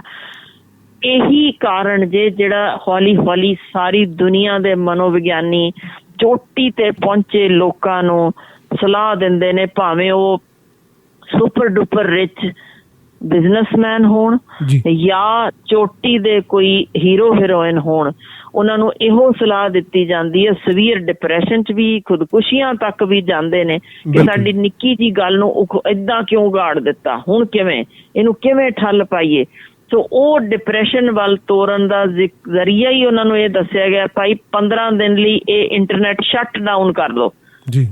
ਇੱਕੋ ਇੱਕ ਢੰਗ ਜੇ ਜੋ ਇਸ ਵੇਲੇ ਦੁਨੀਆ ਭਰ 'ਚ ਇਹੀ ਸਿੰਪਲ ਗੱਲ ਤੋਂ ਸ਼ੁਰੂ, ਕਿਤਾਬਾਂ ਵਿੱਚ ਦਰਜ ਗੱਲਾਂ ਨੇ ਕਿ ਇੰਟਰਨੈਟ ਬੰਦ ਕਰੋ ਤਾਂ ਹੀ ਨੋਰਮਲ ਆਓਗੇ। ਉਹ ਇਹੀ ਰੀਜ਼ਨ ਇਹੀ ਜੇ ਕਿ ਅਸੀਂ ਸਵਾਦ ਉਹਦੇ ਵਿੱਚੋਂ ਜੋ ਲੈ ਰਹੇ ਹਾਂ ਉਹ ਸਾਨੂੰ ਆਪ ਨੂੰ ਹੀ ਨਹੀਂ ਪਤਾ ਹੁੰਦਾ ਵੀ ਵਕਤੀ ਜੇ। ਸੋ ਇਹੀ ਚੀਜ਼ ਜੇ ਸਾਨੂੰ ਕਿ ਆਪਣਾ ਅੰਦਰਲਾ ਜਦੋਂ ਨੰਗਾ ਹੁੰਦਾ ਦਿਸਦਾ ਤਾਂ ਸਾਨੂੰ ਫਿਰ ਉਹ ਵਾਪਸ ਉਸੇ ਪਾਸੇ ਘੇਰ ਲੈਂਦਾ ਡਿਪਰੈਸ਼ਨ। ਪਰ ਨਹੀਂ ਤਾਂ ਹੁੰਦਿਆਂ ਸੁਣਦਿਆਂ ਸਾਰਾ ਕੁਛ ਵੀ ਅਸੀਂ ਫਿਰ ਹੋਰ ਦੀ ਲਾਲਸਾ ਵਿੱਚ ਮਰੀ ਜਾਂਦੇ ਹਾਂ ਤੇ ਦੂਜੇ ਪਾਸੇ ਫੱਕੜ ਹਾਲ ਬੈਠਾ, ਉਹਨੂੰ ਪਤਾ ਕੁਝ ਜਾਣਾ ਹੀ ਨਹੀਂ, ਇਸ ਤੋਂ ਥੱਲੇ ਹੋਰ ਕੀ ਲੈ ਜਾਓਗੇ, ਸਭ ਤੋਂ ਹੇਠਲੀ ਪੌੜੀ ਤੇ ਆ, ਥੱਲੇ ਕੁਛ ਨਹੀਂ ਹੈ। ਉਹ ਉਦਾਸ ਹੁੰਦਾ ਨਹੀਂ, ਖੁਸ਼ ਹੁੰਦਾ। ਤਾਂ ਜਿੰਨੀਆਂ ਅਸੀਂ ਪੌੜੀਆਂ ਚੜ੍ਹਦੇ ਹਾਂ, ਖਿਮਾ ਕਰਿਓ, ਉਹ ਹੇਠਲਿਆਂ ਨੂੰ ਮਿੱਝ ਕੇ ਲੰਘ ਰਹੇ ਹਾਂ। ਜੇ ਕਿਤੇ ਦੋਸਤਾਂ ਮਿੱਤਰਾਂ ਨੂੰ ਨਾਲ ਲੈ ਕੇ ਪੌੜੀਆਂ ਚੜ੍ਹੇ ਹੋਈਏ, ਕੀ ਮਜਾਲ ਏ ਅਸੀਂ ਉਹ ਡਿਪਰੈਸ਼ਨ ਵਾਲੇ ਪਾਸੇ ਕਿਤੇ ਵੀ ਉਤਰ ਸਕੀਏ। ਸੋ ਸਾਨੂੰ ਰਾਹ ਹੀ ਪੜ੍ਹਾਈ ਦਾ ਬਹੁਤ ਗਲਤ ਸਿਖਾਇਆ ਗਿਆ ਕਿ ਦੂਜੇ ਨੂੰ ਹੇਠਾਂ ਦੱਬ ਕੇ ਉੱਤੇ ਚੜੋ, ਇਹ ਢੰਗ ਨਹੀਂ ਜੇ ਹੁੰਦਾ। ਉਦੋਂ ਤੁਸੀਂ ਸਿਖਰਾਂ ਤੇ ਇਕੱਲੇ ਰਹਿ ਜਾਂਦੇ ਹੋ। ਉਹੀ ਕਾਰਨ ਹੈ ਕਿ ਜਿੰਨੇ ਰੱਜੇ ਪੁੱਜਿਆਂ ਦੇ ਵਿੱਚ ਅਸੀਂ ਦੇਖ ਰਹੇ ਹਾਂ ਡਿਪਰੈਸ਼ਨ, ਸੁਇਸਾਈਡ, ਇਹੀ ਕਾਰਨ ਜੇ। ਸੋ ਕੋਸ਼ਿਸ਼ ਕਰੀਏ ਸਾਂਝ ਦੀ, ਇੱਕ ਦੂਜੇ ਨਾਲ ਮਿਲ ਕੇ ਰਹਿਣ ਦੀ, ਕਿਉਂਕਿ ਜ਼ਿੰਦਗੀ ਤਾਂ ਇੱਕ ਪਲ ਦਾ ਹੀ ਜੇ, ਕੋਈ ਪਤਾ ਨਹੀਂ ਅੱਜ ਹੈਗੇ ਆ, ਕੱਲ ਅਸੀਂ ਪਤਾ ਨਹੀਂ ਗੱਲ ਕਰਨੀ ਵੀ ਹੈ ਕਿ ਨਹੀਂ। ਪਰ ਜੋ ਸਾਂਝ, ਜੋ ਪਿਆਰ, ਜੋ ਮੁਹੱਬਤ ਕਿਸੇ ਦੂਸਰੇ ਦੇ ਦਿਲ ਵਿੱਚ ਇੱਕ ਸੰਗੀਤ ਰਾਹੀਂ ਅਸੀਂ ਉੱਥੇ ਤਾਣ ਛੇੜ ਜਾਵਾਂਗੇ, ਉਹੀ ਜੇ ਜਿਹੜੀ ਤੁਹਾਨੂੰ ਮਰਨ ਬਾਅਦ ਵੀ ਦੂਜਿਆਂ ਦੇ ਮਨਾਂ ਵਿੱਚ ਜ਼ਿੰਦਾ ਰੱਖਦੀ ਜੇ। ਵਰਨਾ ਇਸ ਤਰੀਕੇ ਦਾ ਤਾਂ ਜਾਣਾ ਵੀ ਲੋਕ ਕੁਛ ਸਮੇਂ ਵੀ ਨਹੀਂ ਯਾਦ ਦਿੰਦੇ, ਉਦੋਂ ਲੋਕ ਤਾਂ ਪਲ ਬਾਅਦ ਹੀ ਭੁਲਾ ਦਿੰਦੇ ਨੇ ਤੁਰੇ ਗਏ ਦਾ। ਸੋ ਇਹ ਚੀਜ਼ਾਂ ਆਪਾਂ ਥੋੜ੍ਹੀ ਜਿਹੀ ਤਬਦੀਲੀ ਲਿਆਈਏ, ਸਹਿਨਸ਼ੀਲਤਾ ਲਿਆਈਏ, ਸਬਰ ਲਿਆਈਏ, ਕਿਸੇ ਚੀਜ਼ 'ਚ ਖੁਸ਼ੀ ਉਸ ਪਲ ਵਿੱਚ ਮਹਿਸੂਸ ਕਰੀਏ, ਚੁਗਿਰਦੇ ਦੇ ਵਿੱਚ ਵੇਖੀਏ ਕੁਦਰਤ ਨੇ ਕੀ ਕਮਾਲ ਸਿਰਜਿਆ ਹੋਇਆ। ਤਾਂ ਸੋਸ਼ਲ ਮੀਡੀਆ ਤੋਂ ਥੋੜਾ ਜਿਹਾ ਅਸੀਂ ਆਫਲਾਈਨ ਹੋਣਾ ਸਿੱਖੀਏ, ਜ਼ਿੰਦਗੀ ਬਹੁਤ ਖੂਬਸੂਰਤ ਲੱਗੇਗੀ। ਬਿਲਕੁਲ। ਜਾਂਦੇ ਜਾਂਦੇ ਡਾਕਟਰ ਸਾਹਿਬ ਇਹ ਵੀ ਦੱਸ ਦਿਓ ਛੋਟੇ ਜਿਹੇ ਸੁਨੇਹੇ ਦੇ ਰੂਪ ਦੇ ਵਿੱਚ ਕਿ ਆਈਲੈਟਸ ਦੀ ਨੀਂਹ 'ਤੇ ਜਿਹੜੇ ਇਹ ਨਵੇਂ ਵਿਆਹ ਹੋ ਰਹੇ ਆ, ਇਹਨਾਂ ਨੂੰ ਕੀ ਸੁਨੇਹਾ ਦੇਣਾ ਚਾਹੋਗੇ ਪਰਿਵਾਰਾਂ ਨੂੰ? ਦੇਖੋ ਜੀ, ਤੁਸੀਂ ਇਹ ਐਲਫੀ ਦੀ ਗੂੰਦ ਤਾਂ ਹੈ ਨਹੀਂ ਵੀ ਜੋੜ ਦਿਓ ਤੇ ਫਿਰ ਤੁਰ ਪੈਣਗੇ। ਮੈਂ ਪਹਿਲਾਂ ਸ਼ੁਰੂ ਵੀ ਇੱਥੋਂ ਹੀ ਕੀਤਾ ਸੀ। ਇਹ ਰਿਸ਼ਤੇ ਬਹੁਤ ਔਖੇ ਜੁੜਦੇ ਨੇ ਤੇ ਮਾਨਸਿਕ ਜਦ ਤੱਕ ਤਰੰਗਾਂ ਤੁਹਾਡੀਆਂ ਉਸੇ ਇੱਕ ਵੇਵ ਲੈਂਥ ਤੇ ਨਹੀਂ ਤੁਰਦੀਆਂ, ਰਿਸ਼ਤੇ ਨਹੀਂ ਤੁਰਦੇ। ਰੱਬ ਦਾ ਵਾਸਤਾ ਜੇ ਖਰੀਦੋ ਫਰੋਖਤ ਬੰਦ ਕਰ ਦਿਓ, ਇਹਦੇ ਵਿੱਚ ਰਿਸ਼ਤੇ ਨਹੀਂ ਜੇ ਮਿਲਦੇ। ਇਹ ਤਾਂ ਨਿਵਾਣ ਵੱਲ ਜਾਂਦੇ ਰਾਹ ਨੇ ਜਿਹੜੇ ਅੱਗੋਂ ਜਾ ਕੇ ਅੱਜ ਦੇ ਦਿਨ ਭਾਵੇਂ ਤੁਹਾਨੂੰ ਦਿਖਦੇ ਹੋਣ ਵਧੀਆ ਨੇ, ਪਰ ਇਹ ਕਾਗਜ਼ੀ ਫੁੱਲ ਨੇ, ਬਹੁਤੀ ਦੇਰ ਖੁਸ਼ਬੂ ਨਹੀਂ ਜੇ ਦੇਣ ਸਕਣ ਲੱਗੇ। ਸੋ ਇਸ ਤਰ੍ਹਾਂ ਦੇ ਅੱਗੋਂ ਦੁਖੀ ਹੋਵੋਗੇ ਆਪਣੀ ਬੱਚਿਆਂ ਨੂੰ ਕਿਸ ਜ਼ਿੰਦਗੀ ਦੇ ਨਿਗਾਰ ਵਾਲੇ ਪਾਸੇ ਜਾਂਦੇ ਹਾਲ ਵਿੱਚ ਦੇਖਦੇ ਪਹੁੰਚਦੇ। ਨਾ ਕਰੋ ਇਹੋ ਜਿਹੇ ਕੰਮ। ਸੋ ਤੁਸੀਂ ਆਪਣੇ ਬੱਚਿਆਂ ਨੂੰ ਸਗੋਂ ਇੰਨਾ ਕੁ ਉੱਚੇ ਸੁੱਚਾ ਜੀਵਨ ਜਾਚ ਸਿਖਾ ਦਿਓ, ਉਹ ਆਪਣਾ ਰਸਤਾ ਆਪ ਚੁਣਨ, ਆਪ ਪੌੜੀਆਂ ਆਪਣੀਆਂ ਚੜ੍ਹਨ, ਨਾ ਕਿ ਕਿਸੇ ਹੋਰ ਦੇ ਉੱਤੇ ਬੈਠ ਕੇ। ਸੋ ਸਿਰਫ ਬਾਹਰ ਜਾਣ ਦਾ ਜ਼ਰੀਆ ਉੱਥੇ ਜਾ ਕੇ ਕਿਤੇ ਵੀ ਸੱਚ ਜਾਣਿਓ, ਕਿਸੇ ਦਰਖਤ ਤੇ ਡਾਲਰ ਨਹੀਂ ਲੱਗਦੇ ਜਿੱਥੇ ਤੁਸੀਂ ਲਾ ਕੇ ਵਰਤ ਲਓ, ਹੱਡ ਭੰਨਵੀਂ ਮਿਹਨਤ ਕਰਨੀ ਪੈਂਦੀ ਜੇ। ਸੋ ਇਹ ਮੈਂ ਬਿਲਕੁਲ ਨਹੀਂ ਰੋਕ ਰਹੀ ਕਿ ਬਾਹਰ ਨਾ ਜਾਓ, ਜ਼ਰੂਰ ਤੁਸੀਂ ਆਪਣੀ ਜ਼ਿੰਦਗੀ ਸਵਾਰਨ ਚੱਲਿਓ, ਪ੍ਰਵਾਸ ਜ਼ਿੰਦਗੀ ਦਾ ਇੱਕ ਹਿੱਸਾ ਹੈ, ਪਰ ਕਿਸੇ ਦੇ ਮੋਢਿਆਂ ਤੇ ਚੜ ਕੇ ਨਾ ਜਾਈਏ, ਆਪਣਾ ਆਪ ਉੱਚਾ ਚੁੱਕੀਏ, ਉੱਥੇ ਪਹੁੰਚੀਏ, ਅਫਸਰ ਲੱਗ ਕੇ ਫੇਰ ਜਾਓ। ਇਸ ਤਰ੍ਹਾਂ ਦੇ ਰਿਸ਼ਤੇ ਬਿਲਕੁਲ ਕਿਸੇ ਵੀ ਥਾਂ ਵਾਜਬ ਨਹੀਂ ਠਹਿਰਾਏ ਜਾ ਸਕਦੇ, ਇਹ ਬਿਲਕੁਲ ਨਹੀਂ ਕਰਨੇ ਚਾਹੀਦੇ, ਗਲਤ ਵਰਤਾਰਾ ਹੈ। ਡਾਕਟਰ ਹਰਸ਼ਿੰਦਰ, ਤੁਹਾਡਾ ਬਹੁਤ ਬਹੁਤ ਧੰਨਵਾਦ। ਵਾਹਿਗੁਰੂ ਤੁਹਾਨੂੰ ਖੁਸ਼ ਰੱਖੇ, ਤੰਦਰੁਸਤ ਰੱਖੇ, ਚੜ੍ਹਦੀ ਕਲਾ 'ਚ ਰੱਖੇ। ਰੇਡੀਓ ਪੰਜਾਬ ਟੂਡੇ ਵੱਲੋਂ, ਸਮੁੱਚੀ ਟੀਮ ਵੱਲੋਂ ਤੁਹਾਡਾ ਬਹੁਤ ਬਹੁਤ ਧੰਨਵਾਦ ਜੀ। ਸਤਿ ਸ਼੍ਰੀ ਅਕਾਲ। ਇਹ ਸਨ ਡਾਕਟਰ ਹਰਸ਼ਿੰਦਰ, ਤੇ ਪ੍ਰੋਗਰਾਮ ਚੱਲ ਰਿਹਾ ਸ਼ਮਾਦਾਨ, ਤੇ ਸ਼ਮਾਦਾਨ ਦੇ ਵਿੱਚ ਵੇਲਾ ਹੋ ਰਿਹਾ ਜੀ ਹੁਣ ਇੱਕ ਬ੍ਰੇਕ ਦਾ। ਬ੍ਰੇਕ ਤੋਂ ਬਾਅਦ ਸਾਡੇ ਨਾਲ ਰਹਿਣਗੇ ਸੀਨੀਅਰ ਪੱਤਰਕਾਰ ਬਖਤੌਰ ਸਿੰਘ ਜੀ ਢਿੱਲੋਂ।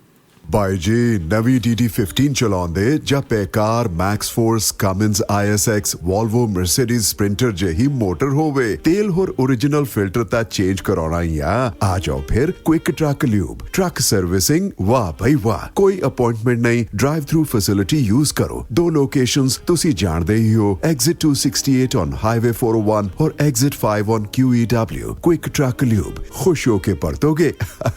ਮੰਨ ਲਓ 519 0660 519 622 0660 QTL, because we care. Quick Truck Lube। ਭੈਣ ਜੀ ਵਿਆਹ ਲਈ ਕੱਪੜਿਆਂ ਦੀ ਤੇ ਸ਼ਾਪਿੰਗ ਹੋ ਗਈ ਲਾਜਵਾਬ, ਪਰ ਜੁਐਲਰੀ ਕਿੱਥੋਂ ਲੈਣੀ ਹੈ? ਫਿਕਰ ਨਾ ਕਰੋ, ਜਿੱਥੇ ਲੋਕ ਸੂਟ ਦੇਖਦੇ ਰਹਿ ਜਾਣਗੇ ਉੱਥੇ ਗਹਿਣੇ ਦੇ ਡਿਜ਼ਾਈਨ ਦੀ ਵੀ ਤਾਰੀਫ ਕੀਤੇ ਬਿਨਾਂ ਰਹਿਣਗੇ ਨਹੀਂ, ਕਿਉਂਕਿ AC ਜੁਐਲਰਸ ਕੈਂਟ ਵਾਲਿਆਂ ਦੇ ਕੋਲ ਹੈ 22 ਕੈਰਟ ਦੇ ਸੋਨੇ ਦੇ ਗਹਿਣੇ, ਔਰਤਾਂ ਮਰਦਾਂ ਬੱਚਿਆਂ ਦੇ ਵੰਨ-ਸਵੰਨੇ ਗਹਿਣਿਆਂ ਦੀ ਬੇਸ਼ੁਮਾਰ ਤੇ ਲੇਟੈਸਟ ਵੈਰਾਈਟੀ। ਇਹਨਾਂ ਦੇ ਸ਼ੋਰੂਮ 'ਚ ਸੋਨੇ, ਚਾਂਦੀ, ਹੀਰਿਆਂ ਦੇ ਗਹਿਣੇ ਭਰੇ ਰਹਿੰਦੇ ਨੇ, ਜਿੱਥੇ ਹੈ ਕੁੰਦਨ ਸੈੱਟ, ਜੜਾਊ ਸੈੱਟ, ਪੋਲਕੀ ਸੈੱਟ, ਹੀਰੇ ਜੜੇ set, light weight necklace, chain, ਕੜੇ, ਚੂੜੀਆਂ, ਨਗਾ ਵਾਲੀਆਂ ਸੋਹਣੀਆਂ ਮੁੰਦਰੀਆਂ, ਝੁਮਕੇ ਵਾਲੀਆਂ ਤੇ ਹੋਰ ਬਥੇਰਾ ਕੁਝ। AC ਜਿਊਲਰ ਸ਼ਟਲ ਵਿੱਚ ਹਰ ਹਫਤੇ ਨਵੀਂ ਸ਼ਿਪਮੈਂਟ ਆਉਂਦੀ ਹੈ। ਤੁਹਾਡੇ ਪਸੰਦ ਦੇ, ਤੁਹਾਡੇ ਸਾਈਜ਼ ਮੁਤਾਬਕ ਗਹਿਣੇ 2 ਹਫ਼ਤਿਆਂ ਵਿੱਚ ਤਿਆਰ ਕਰਵਾ ਕੇ ਦਿੰਦੇ ਹਨ ਤੇ ਰਿਪੇਅਰ ਵੀ ਕਰਦੇ ਹਨ। 24 ਕੈਰਟ ਸੋਨੇ ਦੇ ਬਿਸਕੁਟ ਖਰੀਦ ਅਤੇ ਵੇਚ ਸਕਦੇ ਹੋ। 100% ਪਿਓਰ ਗਰੰਟੀ ਵਾਲੇ ਗਹਿਣੇ ਲੈਣ ਲਈ ਪਹੁੰਚੋ 25416 100 fort avenue, south East, cantt.